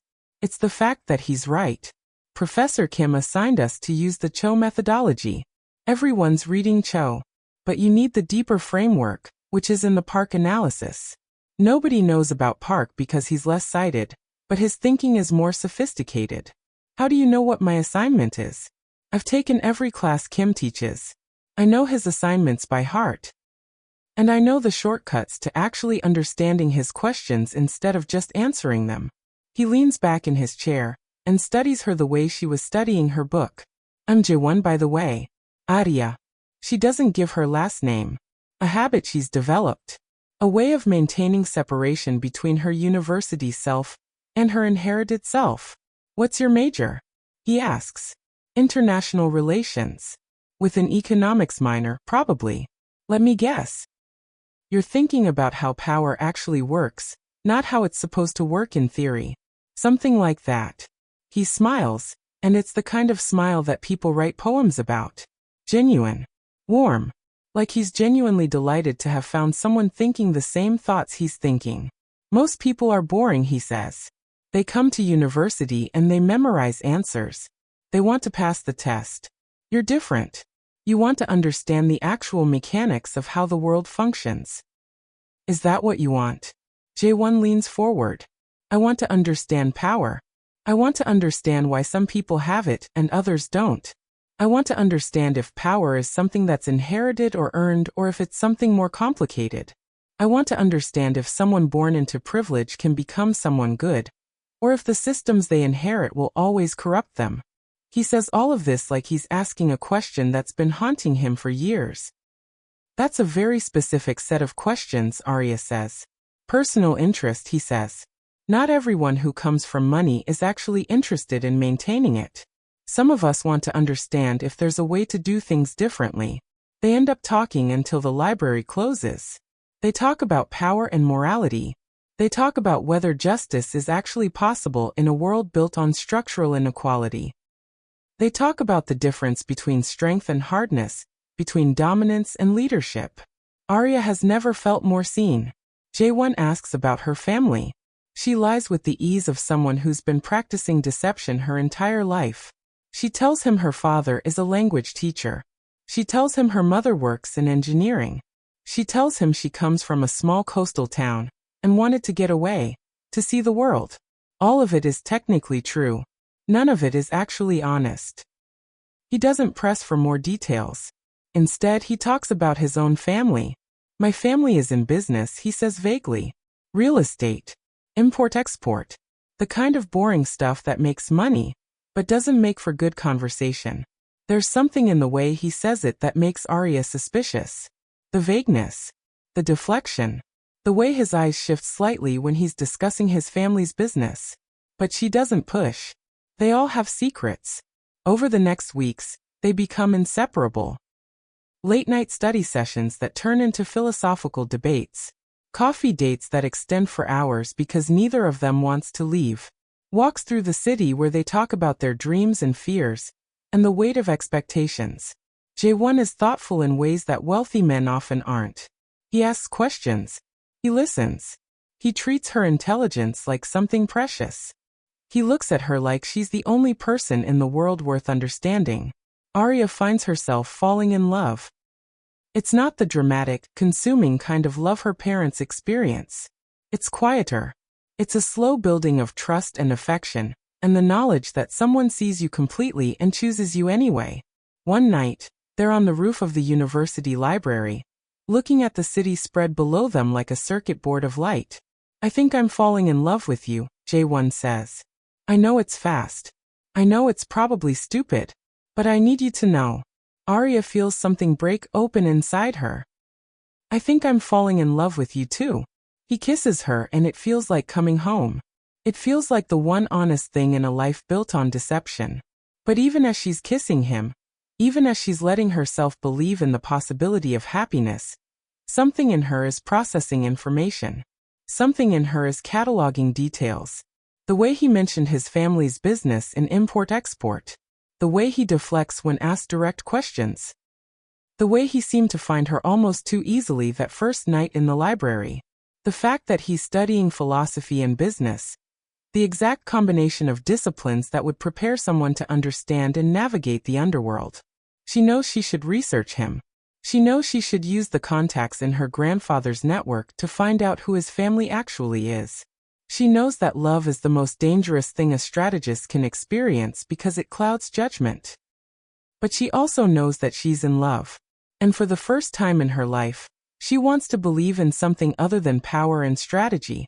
She wants to believe that she can have both. Love and the understanding of her inheritance. A normal relationship and the extraordinary world she's being born into. She wants to believe in the possibility that Jae-won is exactly who he says he is. A thoughtful man trying to understand power. Not a pawn in someone else's game. Not an enemy positioned against her. Just a boy who loves her. She doesn't research him. She allows herself to be blind. It's the most dangerous thing she's done yet. Love is a form of blindness. But it's not a complete blindness. It's more like selective vision. You see the things you want to see. You ignore the things that don't fit the narrative you're building. Arya and Jaewon are together for 3 months before she can't ignore the discrepancies anymore. She's in his apartment. A penthouse that definitely doesn't fit with the story he told about his family's boring import-export business.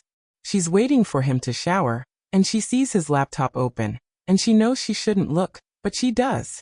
She finds emails, coded language, references to territory and supply chains and things that have nothing to do with legitimate business. She finds contact lists with names she recognizes from her research into the underworld. Names of people who work in her grandfather's former rival organizations. She finds a photograph. Jaewon with an older man. The photograph is from a news article about organized crime in Seoul. The headline mentions the Park family. The Park family syndicate. The Park family that was devastated in the wars that erupted after her father abandoned the Kwon Empire. Arya sits on his bed and understands what she's been refusing to see.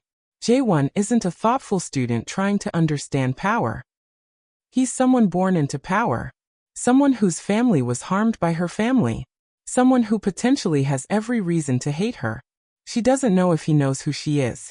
She doesn't know if this has all been a game. She doesn't know if every moment of intimacy has been strategic positioning. She's researched the Park family. She knows that after the Kwon collapse, they were one of the families that moved in to claim territory. They were one of the organizations that benefited from her father's decision to abandon his empire.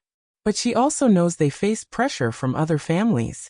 The Park family was weakened by internal conflicts. They lost power.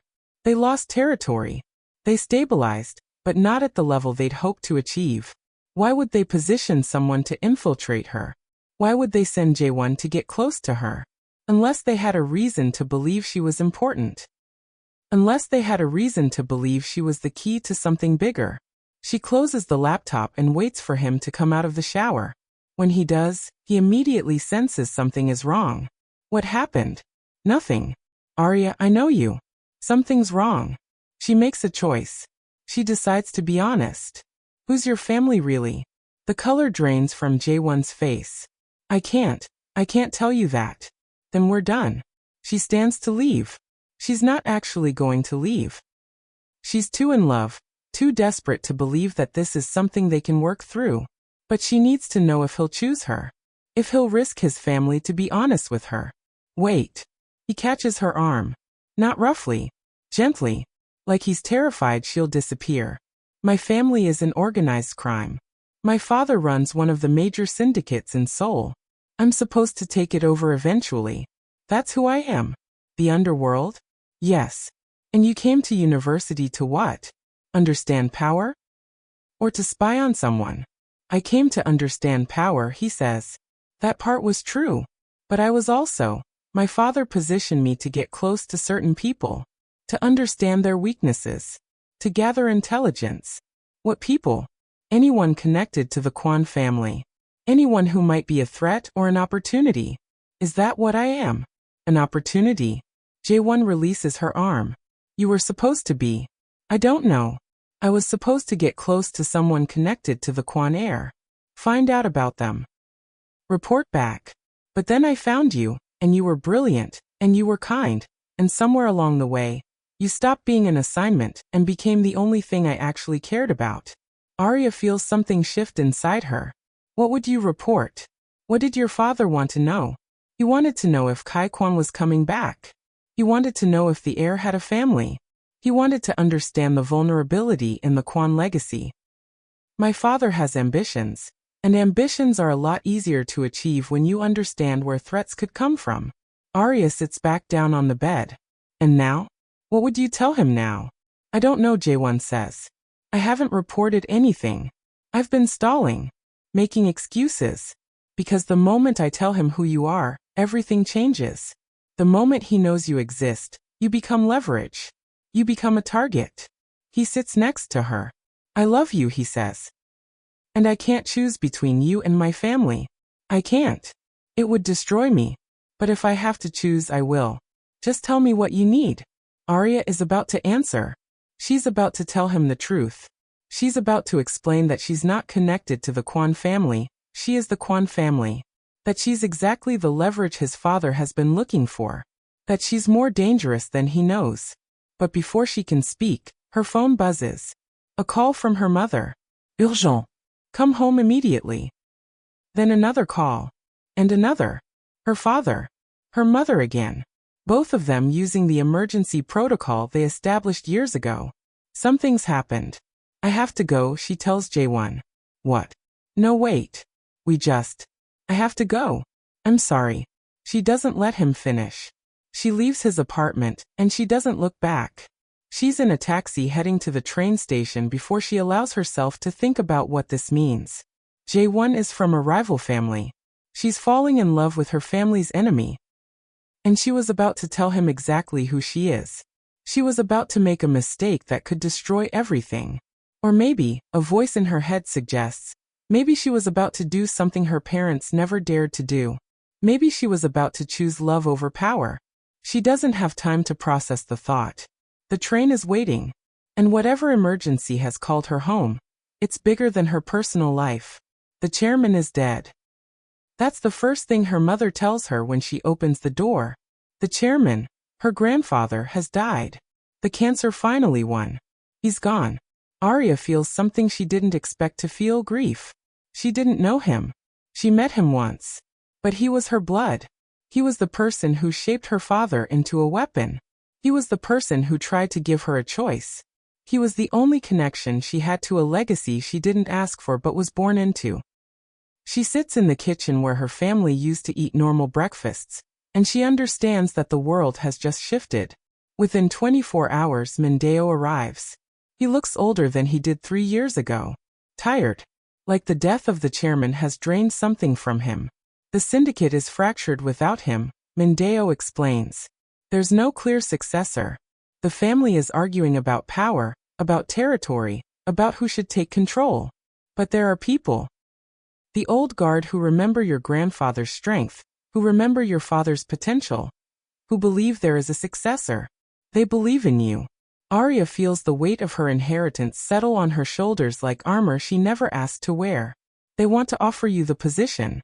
They want you to lead the Kwon family into its next era. They believe you have the intelligence, the perspective, the ability to unite what's fractured. They believe you could be greater than your grandfather ever was. Kai stands up. Absolutely not. My daughter will not be involved in this. She will not lead a crime syndicate. She will finish her education, and she will build a normal life, and you will remove yourself from this house. His voice is the voice from the photographs. The voice of a man who will kill to protect his family. Mindeo remains calm. Your objection is noted, Kai Kwon. But she is no longer a child. She is 18 years old. She has the blood. She has the training. She has already been building relationships with our organization. The choice is hers. He turns to Arya. The territory is destabilizing. Rival families are moving in. They sense weakness. They're preparing to strike. They're preparing to take what belonged to your grandfather. What would have belonged to your father if he hadn't refused? What will belong to you if you choose to claim it? Arya feels the weight of the room. Her father's fear. Her mother's worry. Mindeo's certainty. And underneath it all, she feels something else. A pull. A knowledge that she was born for this. That all of her training, all of her research, all of the nights spent understanding power and strategy, they were preparing her for this moment. I need time to think, she says. You have 48 hours, Mindeo says. After that, the power will disperse. The territory will be claimed by others. Your opportunity will pass. He leaves. The house is suddenly very quiet. Kai won't look at his daughter. Ndidi is crying quietly at the kitchen table. Mina, who's only 10, doesn't understand what's happening but understands that something important has broken. That night, Arya is in her room, and she gets a call. It's not from Jae-won, though she's half expecting it. It's from her contacts in the underworld. Information is flowing through her secure networks. The Park family is one of the families moving to claim the Quan territory. Jaewon's family is preparing to take what belonged to her grandfather. They don't know, her contact tells her, that the heir has returned. They don't know that you exist. Once they find out, everything changes. Arya hangs up and she understands the geometry of her situation. She loves a man whose family is about to war with her family. She's being offered a throne built on the foundation of organized crime. She's being asked to choose between the normal life her parents built for her and the extraordinary legacy she was born into. She's being asked to become exactly what she promised herself she wouldn't become. She looks at her phone. There are messages from Jaewon. Worried messages asking where she is, if she's okay, if they can talk. She doesn't respond. Instead, she opens her laptop and she begins researching the power vacuum in the Quan organization. She begins strategizing how to claim her territory. She begins thinking about how to consolidate power without becoming her grandfather. She's making a choice. Not the choice her parents want her to make. Not the choice of living a normal life and pretending the underworld doesn't exist. She's choosing to step fully into the world she was born to rule.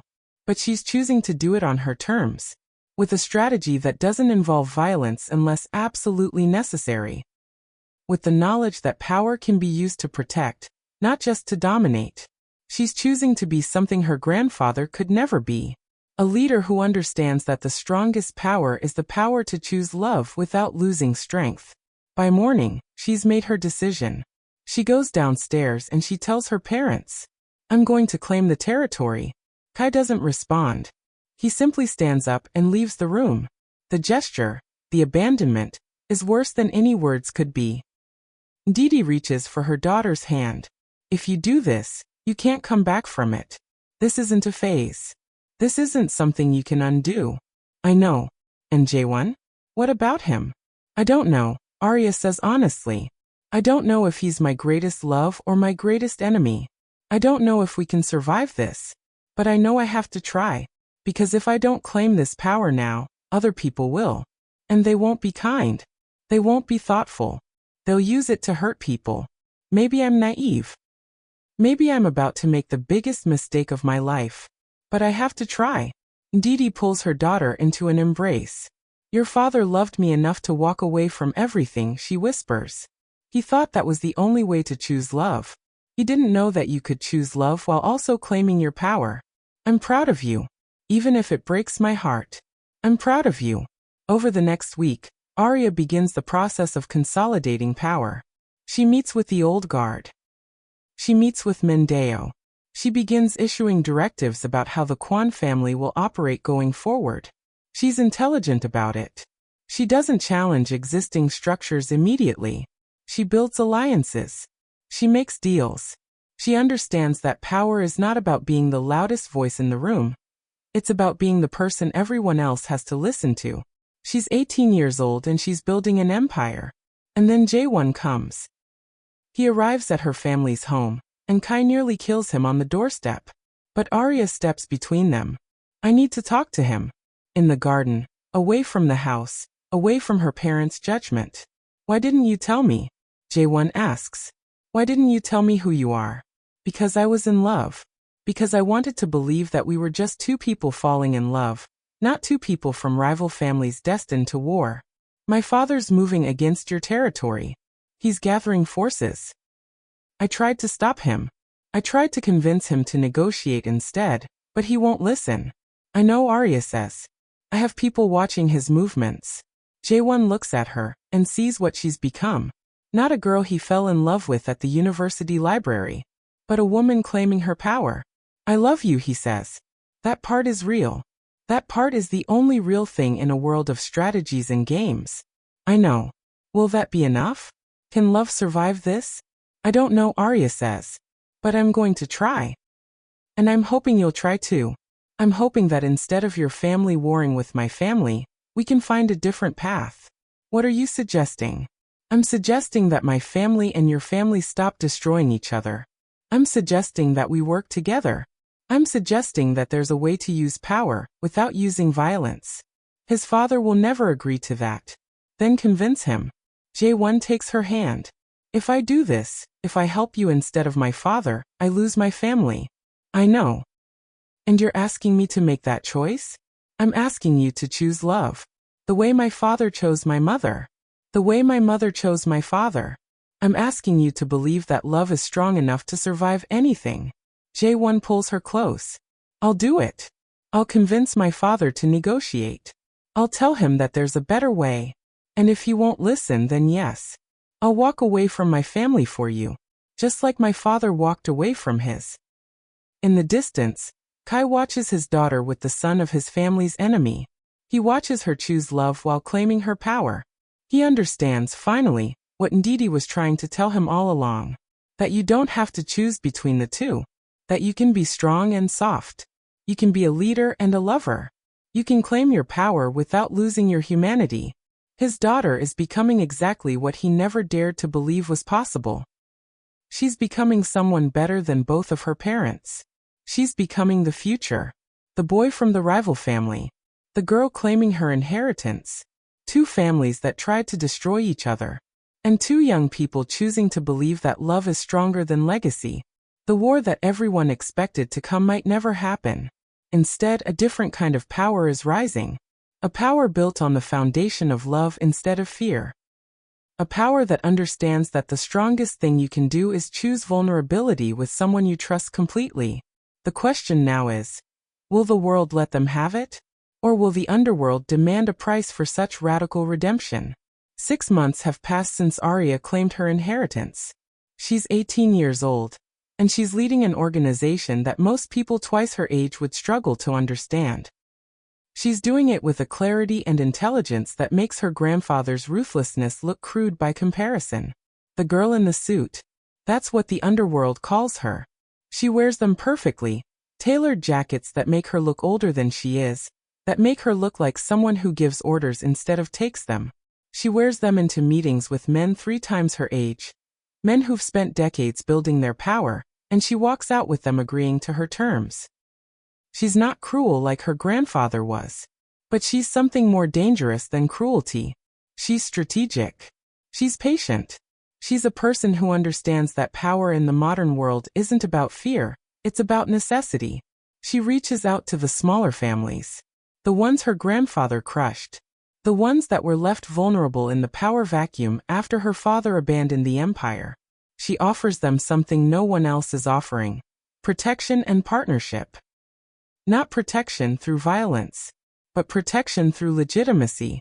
She helps them transition their assets into legal businesses, real estate developments, technology startups, finance firms. She shows them how to build wealth that can pass to their children without triggering government investigation. She shows them how to create empire that doesn't require bodies or bloodshed. The smaller families come to her. One by one, they agree to her vision. She's terrifying to watch operate because she has her father's intelligence and intensity, but without his emotional vulnerability. She understands power the way a musician understands music. She can feel its rhythm, its structure, its potential. She sits in meetings and she listens to men describe their problems, and she provides solutions that are so elegant, so perfectly calibrated, that they wonder why they didn't think of them first. She builds alliances not through threats but through making herself indispensable. Within 6 months, she's consolidated enough power to stabilize the Kwan organization. Within a year, she's expanded it.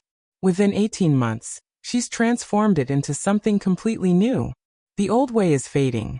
The new way is rising. And Arya Kwan is the architect of it all. Kai watches his daughter and he sees a ghost. He sees himself. The version he would have become if he'd never met Ndidi. He sees the ruthlessness, the precision, the ability to make decisions that affect thousands of lives without flinching. He sees someone who has inherited his capacity for power, but is wielding it with a clarity he never managed. It breaks his heart. One evening, he goes to her office. It's in a legitimate business building. A tech company that's a front for her actual operations, but the front is real enough that it could be legitimate. She's sitting at her desk, reviewing financial reports with the focus of someone who could calculate human worth into spreadsheets. She looks up and sees her father. Dad. Kai sits down without being invited. I didn't want this for you, he says. I didn't want you to become what I became. I'm not like you, Arya says. I'm not running away, and I'm not broken. I'm building something better. You're building the same thing I built, just with a different aesthetic. You're still claiming power. You're still making decisions that affect people's lives. You're still becoming a person who has to be constantly vigilant, constantly strategic, constantly afraid. I'm not afraid. Then you're not paying attention. Arya sets down her work. You ran away, Dad. You chose love, which was brave. But you also chose to ignore everything you were. You tried to pretend the underworld didn't exist, and you taught me to do the same. But it does exist. And ignoring it doesn't make it less real. It just makes you vulnerable. I'm choosing to do what you couldn't. I'm choosing to acknowledge what I am while also choosing to be better than my grandfather. I'm building an organization that protects people instead of destroying them. Kai stands up. And what about J1? What about the love you claimed you couldn't choose between? I'm choosing both. You think you are. But you're going to find out that power demands sacrifice. Love demands sacrifice. You can't have both without losing something. Maybe, Arya says. But I'm going to try. Kai leaves her office and he doesn't come back. Didi tries to mediate, but even she understands that her daughter has moved beyond their reach. Arya is in a world they can't follow her into. A world where power and legitimacy are so intertwined that it's impossible to distinguish between them. Arya is doing what they couldn't. She's becoming something new. And Kai watches it happen, and it terrifies him because he recognizes himself in her. And because he loves her. And because he knows that the person she's becoming will eventually face the same choice he faced. Will she choose humanity, or will she choose power? The Park family sees what's happening. They see the Kwan family consolidating power in ways they didn't anticipate. They see a teenage girl building something that could rival, or exceed what her grandfather built. They see the future shifting in ways they can't control. Jaewon's father calls a family meeting. His name is Park Minjun, and he's a man who spent 30 years clawing his way to power. He's not going to watch that power slip away to a girl who wasn't even born when he started building his empire. He formulates a plan. It's brutal. It's coordinated. It's designed to strike at Arya's operations from multiple angles simultaneously. Sabotage within her organization. He has people. Everyone has people who can be turned if the price is right. Territorial strikes. He'll move on the businesses she's just acquired in the outer districts. He'll show her that consolidating power doesn't mean you're safe from attack. And then, the betrayal from someone she trusts. He calls his son into his office. Jaewon, he says, I need you to tell me everything. Everything about your relationship with Arya Kwan. Every detail. Jaewon's blood goes cold. What are you asking? I'm asking you to help your family. I'm asking you to use your relationship with her to give us access to her operations. And if I refuse, then you're no longer my son. I'll disown you. I'll cut you off from everything: money, family, protection. You'll be on your own. Jaewon feels something inside him break. I can't do that. You love her that much? A girl you've known for less than a year? Yes. Park Minjun stands up. Then you've made your choice. You're no longer part of this family. You're no longer under my protection. As far as I'm concerned, you're an enemy of the Park family, same as she is. Jaewon leaves the house with nothing but the clothes on his back and the knowledge that he's just destroyed his entire life. He tries to warn Arya. He goes to her office and he tells her everything. Your father's attacking on 3 fronts. He has people positioned in your operations. He's moving on the districts you just expanded into. Arya listens with the calm of someone who already knew this was coming. Thank you for telling me. That's all you have to say? What do you want me to say? That I'm surprised? That I didn't see this coming? I've known your father was going to move against me since the moment I started consolidating power. I've been preparing for it. Then let me help. Let me give you information. My family's exact plans. Their timelines. Everything you need to stop them. Jaewon, you're asking me to use you as a spy against your own blood. I know what I'm asking. And I'm willing to do it. Arya studies him. I know. But before she can say anything else, the attacks begin. 3 different locations, simultaneous strikes. Businesses burned. Territory taken. Money stolen. The coordinated assault is brutal and effective. It's designed to test whether Arya can respond to multiple threats at once. Mindeo calls her, his voice frantic. We're under attack. Multiple locations. Multiple families. It's coordinated. It's designed to overwhelm. I know, Arya says. Is the protection system in place? Yes. But then execute Plan B. Get our people to the secondary locations. Move the high-value operations to the secure servers. Distribute the financial assets to the backup accounts. She's so calm. She's so prepared. It's clear that she's been anticipating this moment for months. The attacks continue for 3 days.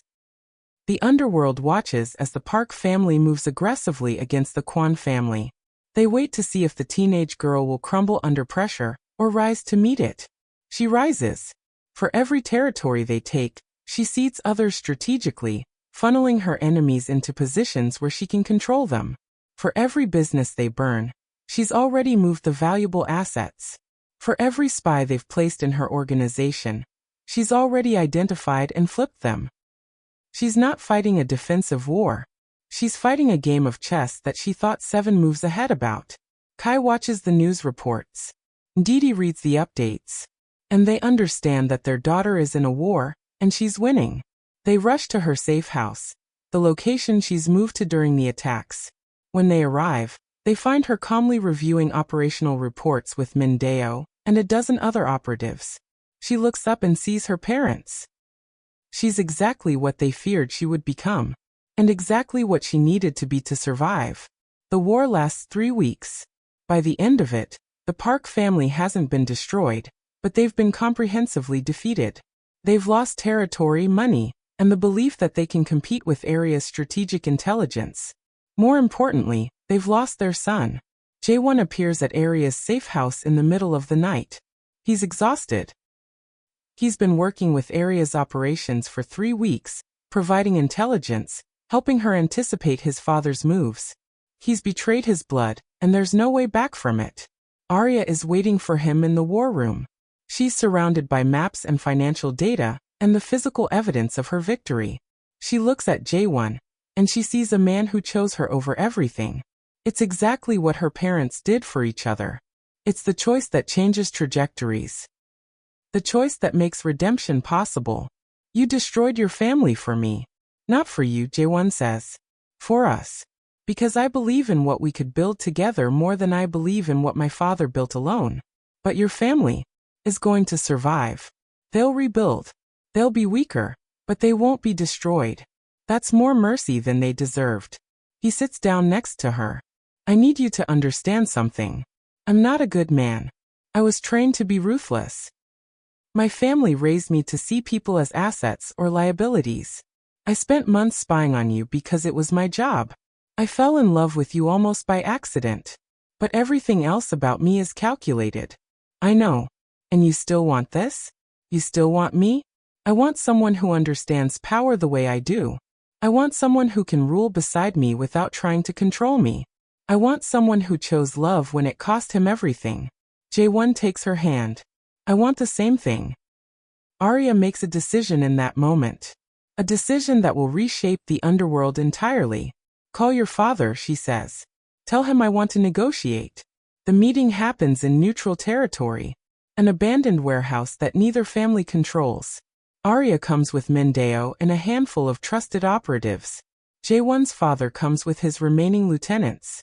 Park Minjun is a man with rage in his eyes and limited options. You've destroyed my family's power, he says. You've taken my son. You've humiliated me. Yes, Arya says. I have. So what do you want? My surrender? My death? I want something more valuable than either of those things, Arya says. I want you to understand that the old way is dead. That the future of organized crime is not violence. It's legitimacy. It's building something that can survive government oversight and international law. And I want a partnership. Park Min-yoon laughs. A partnership with the girl who just destroyed me? A partnership with someone who understands that the strongest position is not dominance. It's necessity. Your family controls the import-export networks. Those are valuable. But they're also vulnerable. The government can shut them down at any moment. What if I showed you how to legitimize them? What if I showed you how to build real businesses that generate real wealth without constant risk of prosecution? What's the catch? The catch is that you have to accept that power is changing. That I'm the new center of power in this region. That your family answers to my family. Park Min-jun studies Arya. And what about my son? Is he part of this negotiation? He's part of my future, Arya says. If you want a partnership with me, you accept that he's no longer part of your family. But you also accept that he's under my protection. You never move against him. You never threaten him. You let him go. It's a hard boundary. But it's the boundary that makes everything else possible. Park Min-jun looks at his son. He sees the choice Jae-won made. He sees the fact that his son chose love over blood. A year ago, he would have killed him for it. But a year has changed him. The loss of power has changed him. I accept. The partnership agreement is signed 2 weeks later. The Park family integrates with the Kwon family. Their import-export networks are legitimized, moved into legal business structures. Their operatives are retrained to work within legitimate enterprises. Their power is preserved but transformed. And Arya and Jae-won announce their engagement. It's not a political marriage. It's something more radical. It's a marriage based on the knowledge that love is stronger than blood. That partnership is stronger than dominance. That two people can build something better together than either could build alone. The underworld watches this unfold and understands that something fundamental is shifting. The old way, violence, dominance, fear-based control, is dying. The new way, strategy, legitimate business, intelligence-based control, is rising. And the girl who's leading this transformation is not a crime boss. She's an architect. She's building a new world on the foundation of the old one. Kai watches his daughter's engagement announcement, and he finally understands. She did something he couldn't do. She took the tools of her grandfather's world, and she transformed them into something better. She didn't run away from power. She didn't try to pretend it doesn't matter. She claimed it. But she claimed it on her own terms. She's become exactly what the underworld needed. A leader who understands power but chooses humanity. He goes to her office. This time she welcomes him. "I'm sorry," he says. "I was afraid you'd become like your grandfather. I was afraid you'd lose yourself in power the way I did. And now I understand that you're something we couldn't be. You're someone who's claimed power without losing humanity. You're someone who's building something that could actually be good." He embraces his daughter. "I'm proud of you." Arya holds her father, and she understands that she's finally earned his respect. Not as his child, but as a leader. As someone who faced the same choices he faced and made different decisions. The wedding is small, intimate, just family and a few trusted operatives. Arya wears white, not because she's innocent, but because she's choosing to start something new with Jae-won. Not a crime empire, but a partnership. A life where they build together instead of against each other. Jae-won wears black, because he's given up his old life, his old family, his old self. Everything he was before Arya is gone. Everything he's becoming is new. When they kiss, it's not the dramatic moment from a film. It's a quiet promise. A commitment to try something that's never been tried before. A commitment to prove that love is stronger than legacy. Kai watches them, and he sees his own journey reflected back at him. He ran from power and found love. His daughter claimed power and found love. They're different paths to the same destination.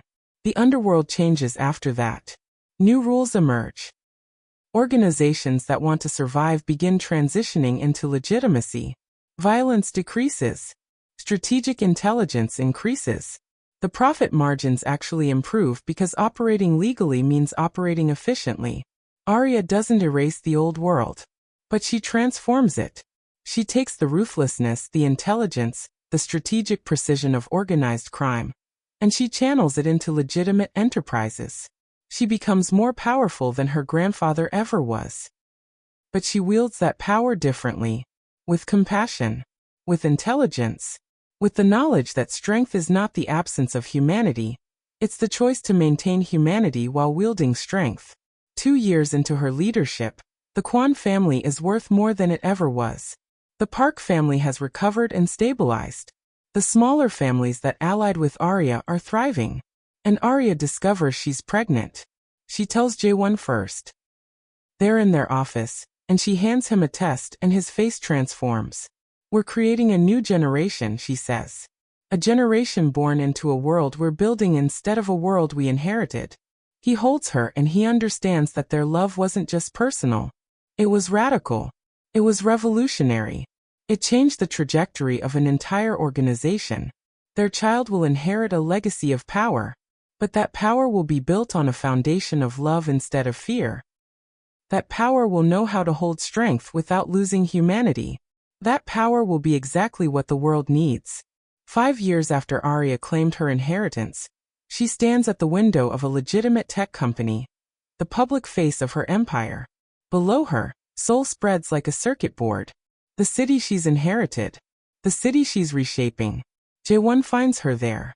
He's holding their daughter.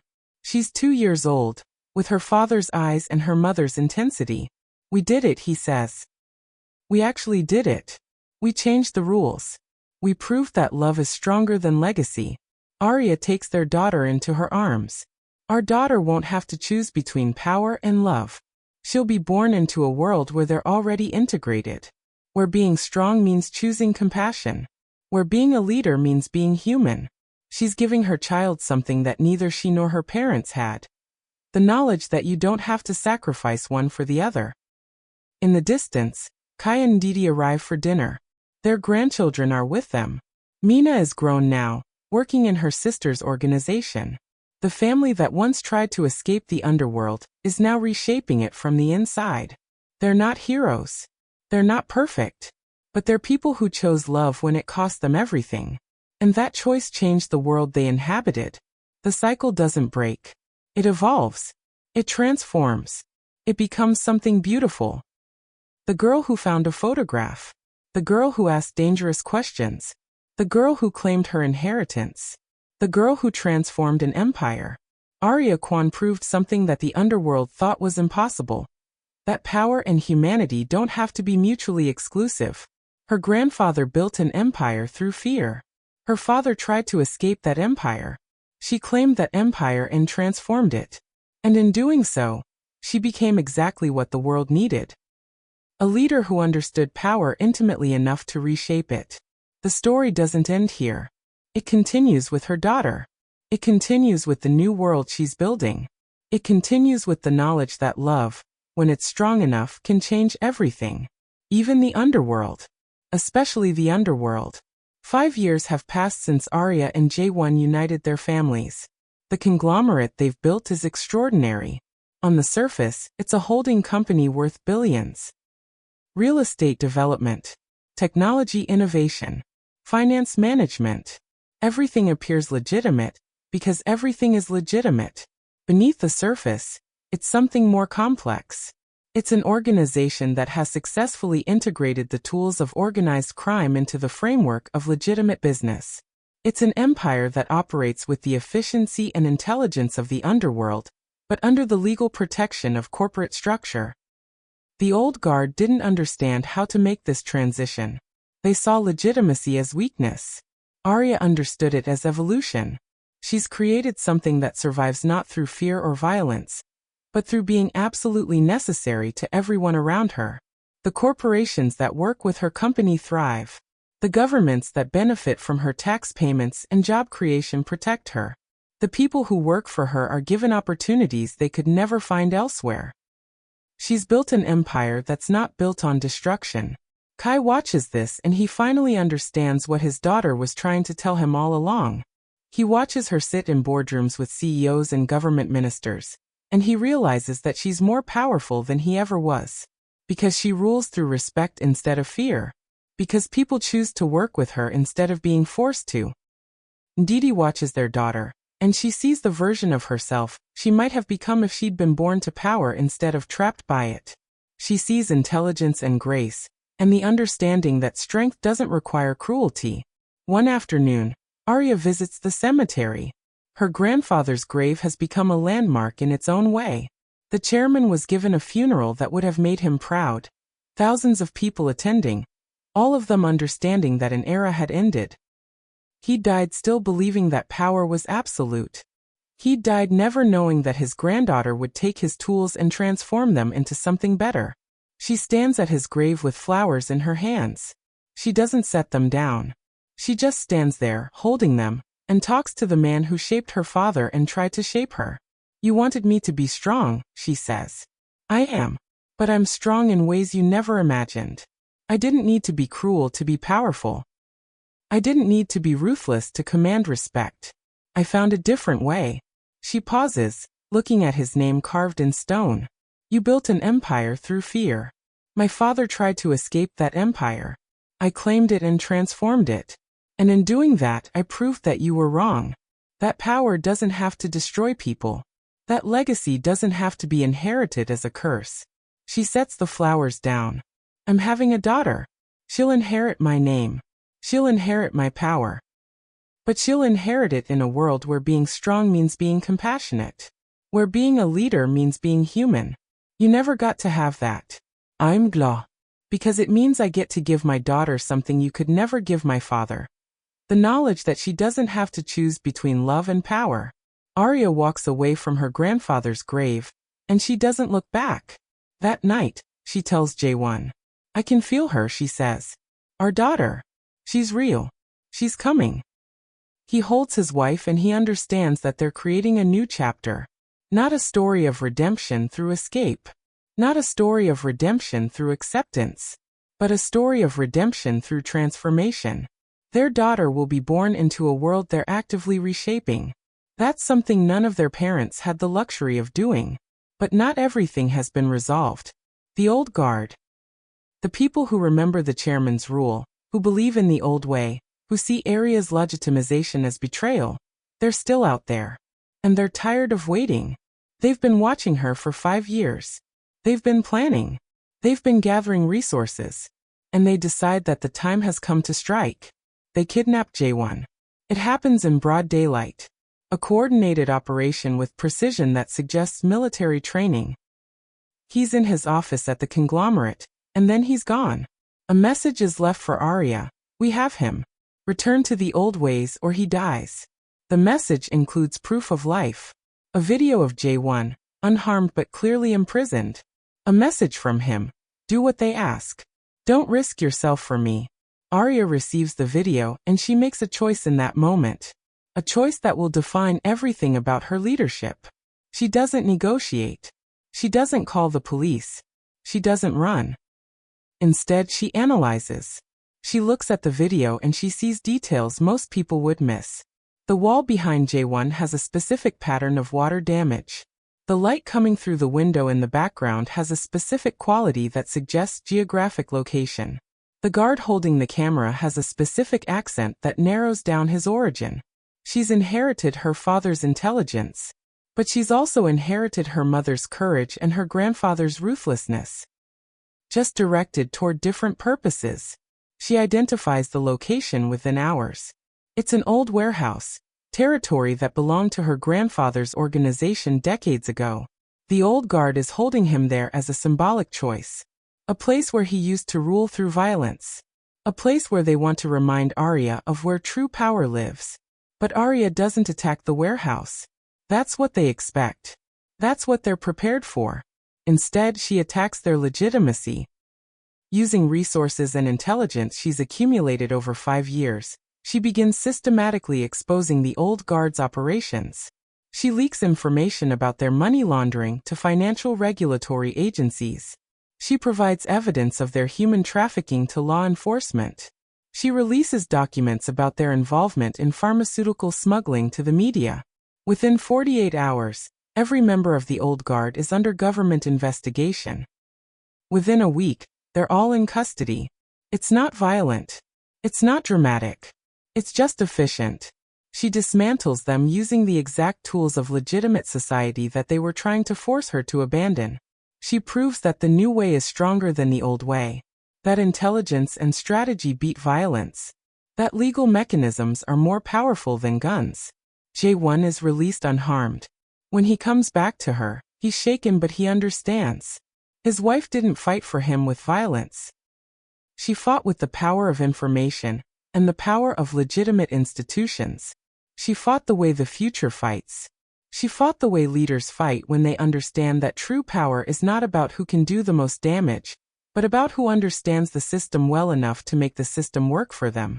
6 months later, Arya stands on a balcony overlooking Seoul. It's evening. The city is transforming into light. She's looking down at a city her grandfather controlled through fear. A city her father tried to escape from. A city she controls through respect and genuine power. She's 8 months pregnant. Her hand rests on her belly where her daughter is growing. She's thinking about legacy, about cycles, about the choices that have led to this moment. Jae-won finds her there. He does this often now, finding her on balconies, on rooftops, in quiet places where she processes the weight of leadership. What are you thinking about? My parents, she says. I'm thinking about how different their choices were. My father inherited power, and it nearly destroyed him. He ran. He chose love over everything. And I'm not judging him, his choice saved his life. But it also meant he could never fully claim what he was. My mother was forced into power she didn't want. She survived by choosing to love someone she was supposed to hate. Her choice saved her life too. But it also meant she spent years running, years being afraid. She turns to look at her husband. I walked into power with my eyes open. I understood what I was inheriting. And instead of running or surviving, I transformed it. I chose to take the tools that destroyed my parents and reshape them into something that could actually be good. And they finally understand. They finally see that their sacrifices, their running, their vulnerability, their choices, led to something. Led to me. Led to a world where their granddaughter won't have to choose between love and power, because we've already integrated them. She looks back at the city. My mother taught me that love is worth burning your world down for. My father taught me that vulnerability is strength. I'm teaching the next generation that power without compassion is just cruelty with money. Jae-won takes her hand and places it on her belly, on their daughter growing inside her. She's lucky, he says, to be born to you. To be born into this world we've created. She's not lucky, Arya says. She's strategic. She's being born into a world we designed specifically to give her options her ancestors never had. She'll inherit power, but she'll inherit it as a tool, not as a curse. She'll inherit love, and she'll understand that love and power can coexist. That night, the labor begins. It's fast. It's intense. It's everything that birth is supposed to be. Pain and struggle and the knowledge that you're creating something that will outlive you. When Arya holds her daughter for the first time, she understands what her parents felt when they held her. The overwhelming sense that you're holding the future in your hands. That everything you've done, all the choices you've made, have led to this moment. The baby has her father's eyes and her mother's intensity. She's born with the knowledge of power in her blood. But she's also born with the knowledge of love. She's something new. In the hospital room, Kai and Didi are there. Kai holds his granddaughter and tears stream down his face. He's looking at a child who will never have to make the choices he made. Who will never have to choose between love and power, because her mother has already integrated them. Didi watches her daughter hold her daughter, and she sees the future clearly. She sees a lineage of women becoming progressively more powerful. Didi, who chose love and survived. Arya, who claimed power and transformed it. And now, this nameless baby girl who will inherit a world where both are possible. She's the completion of a cycle that started when Didi walked into a building to save her father's life. A cycle that doesn't break. A cycle that evolves. That transforms. That becomes something beautiful. Weeks later, Arya is back in her office. She's holding a bottle with one hand and reviewing financial reports with the other. She's doing both things perfectly. She's a mother and a leader. She's soft and strong. She's exactly what the world needs her to be. The baby, they've named her Son, which means to create and to turn, is sleeping in a bassinet in the corner of her office. This is the new way of being. Not separating motherhood from leadership. not treating them as competing demands, but integrating them, making them part of the same whole. Kai and Didi visit regularly. They watch their daughter lead an empire while raising a child. They watch her do what they thought was impossible, have it all. But there's something Arya doesn't tell anyone yet. Something she discovered while pregnant. Something that changes everything she thought she understood about her family's past. The chairman, her grandfather, he didn't die of cancer naturally. There was something else. Something hidden. Something that suggests that maybe, just maybe, someone in her family's past had more control over their fate than they realized. Arya has evidence. Documentation. Proof of something that none of her parents ever knew. She keeps it locked in a secure file. She doesn't tell anyone. Not yet. Because the revelation would change everything they believe about their history. But she knows. And knowing is powerful. In the future, maybe soon, maybe years from now, she'll have to decide whether to reveal this truth to her daughter. Whether to tell her that the family's redemption story is more complicated than anyone realized. Whether the cycle of violence, love, and transformation that shaped her family was driven by forces more deliberate than accident. But for now, she holds her daughter, and she watches the city lights, and she understands something profound. Stories are not linear. They don't break. They transform. They continue. They echo across generations. And the truth about what happened is far more complex than anyone believed. The cycle didn't break. It evolved. But evolution is not completion. It's continuation. It's the knowledge that every ending is also a beginning. And Arya Kwan is only at the beginning of her story. Kai inherited power. He became cruel. He ran away. Didi was trapped by power. She survived through love. She stayed. Arya claimed power with her eyes open. She transformed it. She stayed and changed everything. And now there's a fourth generation coming. A girl born into a world where power and love are no longer enemies. But the question remains. What will she do with that knowledge? What will she choose when the weight of inheritance becomes real? The cycle doesn't break. It transforms. It continues. It waits to see what the next generation will do with the tools their ancestors left behind. This is a story about love and power. About how the strongest thing a person can do is choose vulnerability with someone they trust completely. About how redemption is not about escaping what you are. It's about understanding what you are and choosing to be something better. This is a story about 3 women across 2 generations. A woman forced into power who chose love. A woman born to power who claimed it anyway. A girl born into a world where both are possible. This is a story about transformation. And transformation, by its very nature, is never finished. The story continues. In Arya's daughter. In the decisions they'll make. In the world they'll create. Because power is not something you escape. You don't break the cycle. You evolve it. You transform it. You make it better. And then you pass it to someone else and trust that they'll make it even better than you did. That's the real inheritance. Not power itself. But the knowledge that you can choose what you do with it. But somewhere in the city, somewhere outside the networks that Arya controls, something is moving. Someone is watching. Someone is planning. Someone understands that a new kind of power has emerged. And they're wondering, is this evolution a threat? Or an opportunity? The story doesn't end here. It just pauses, waiting for the next generation to write the next chapter.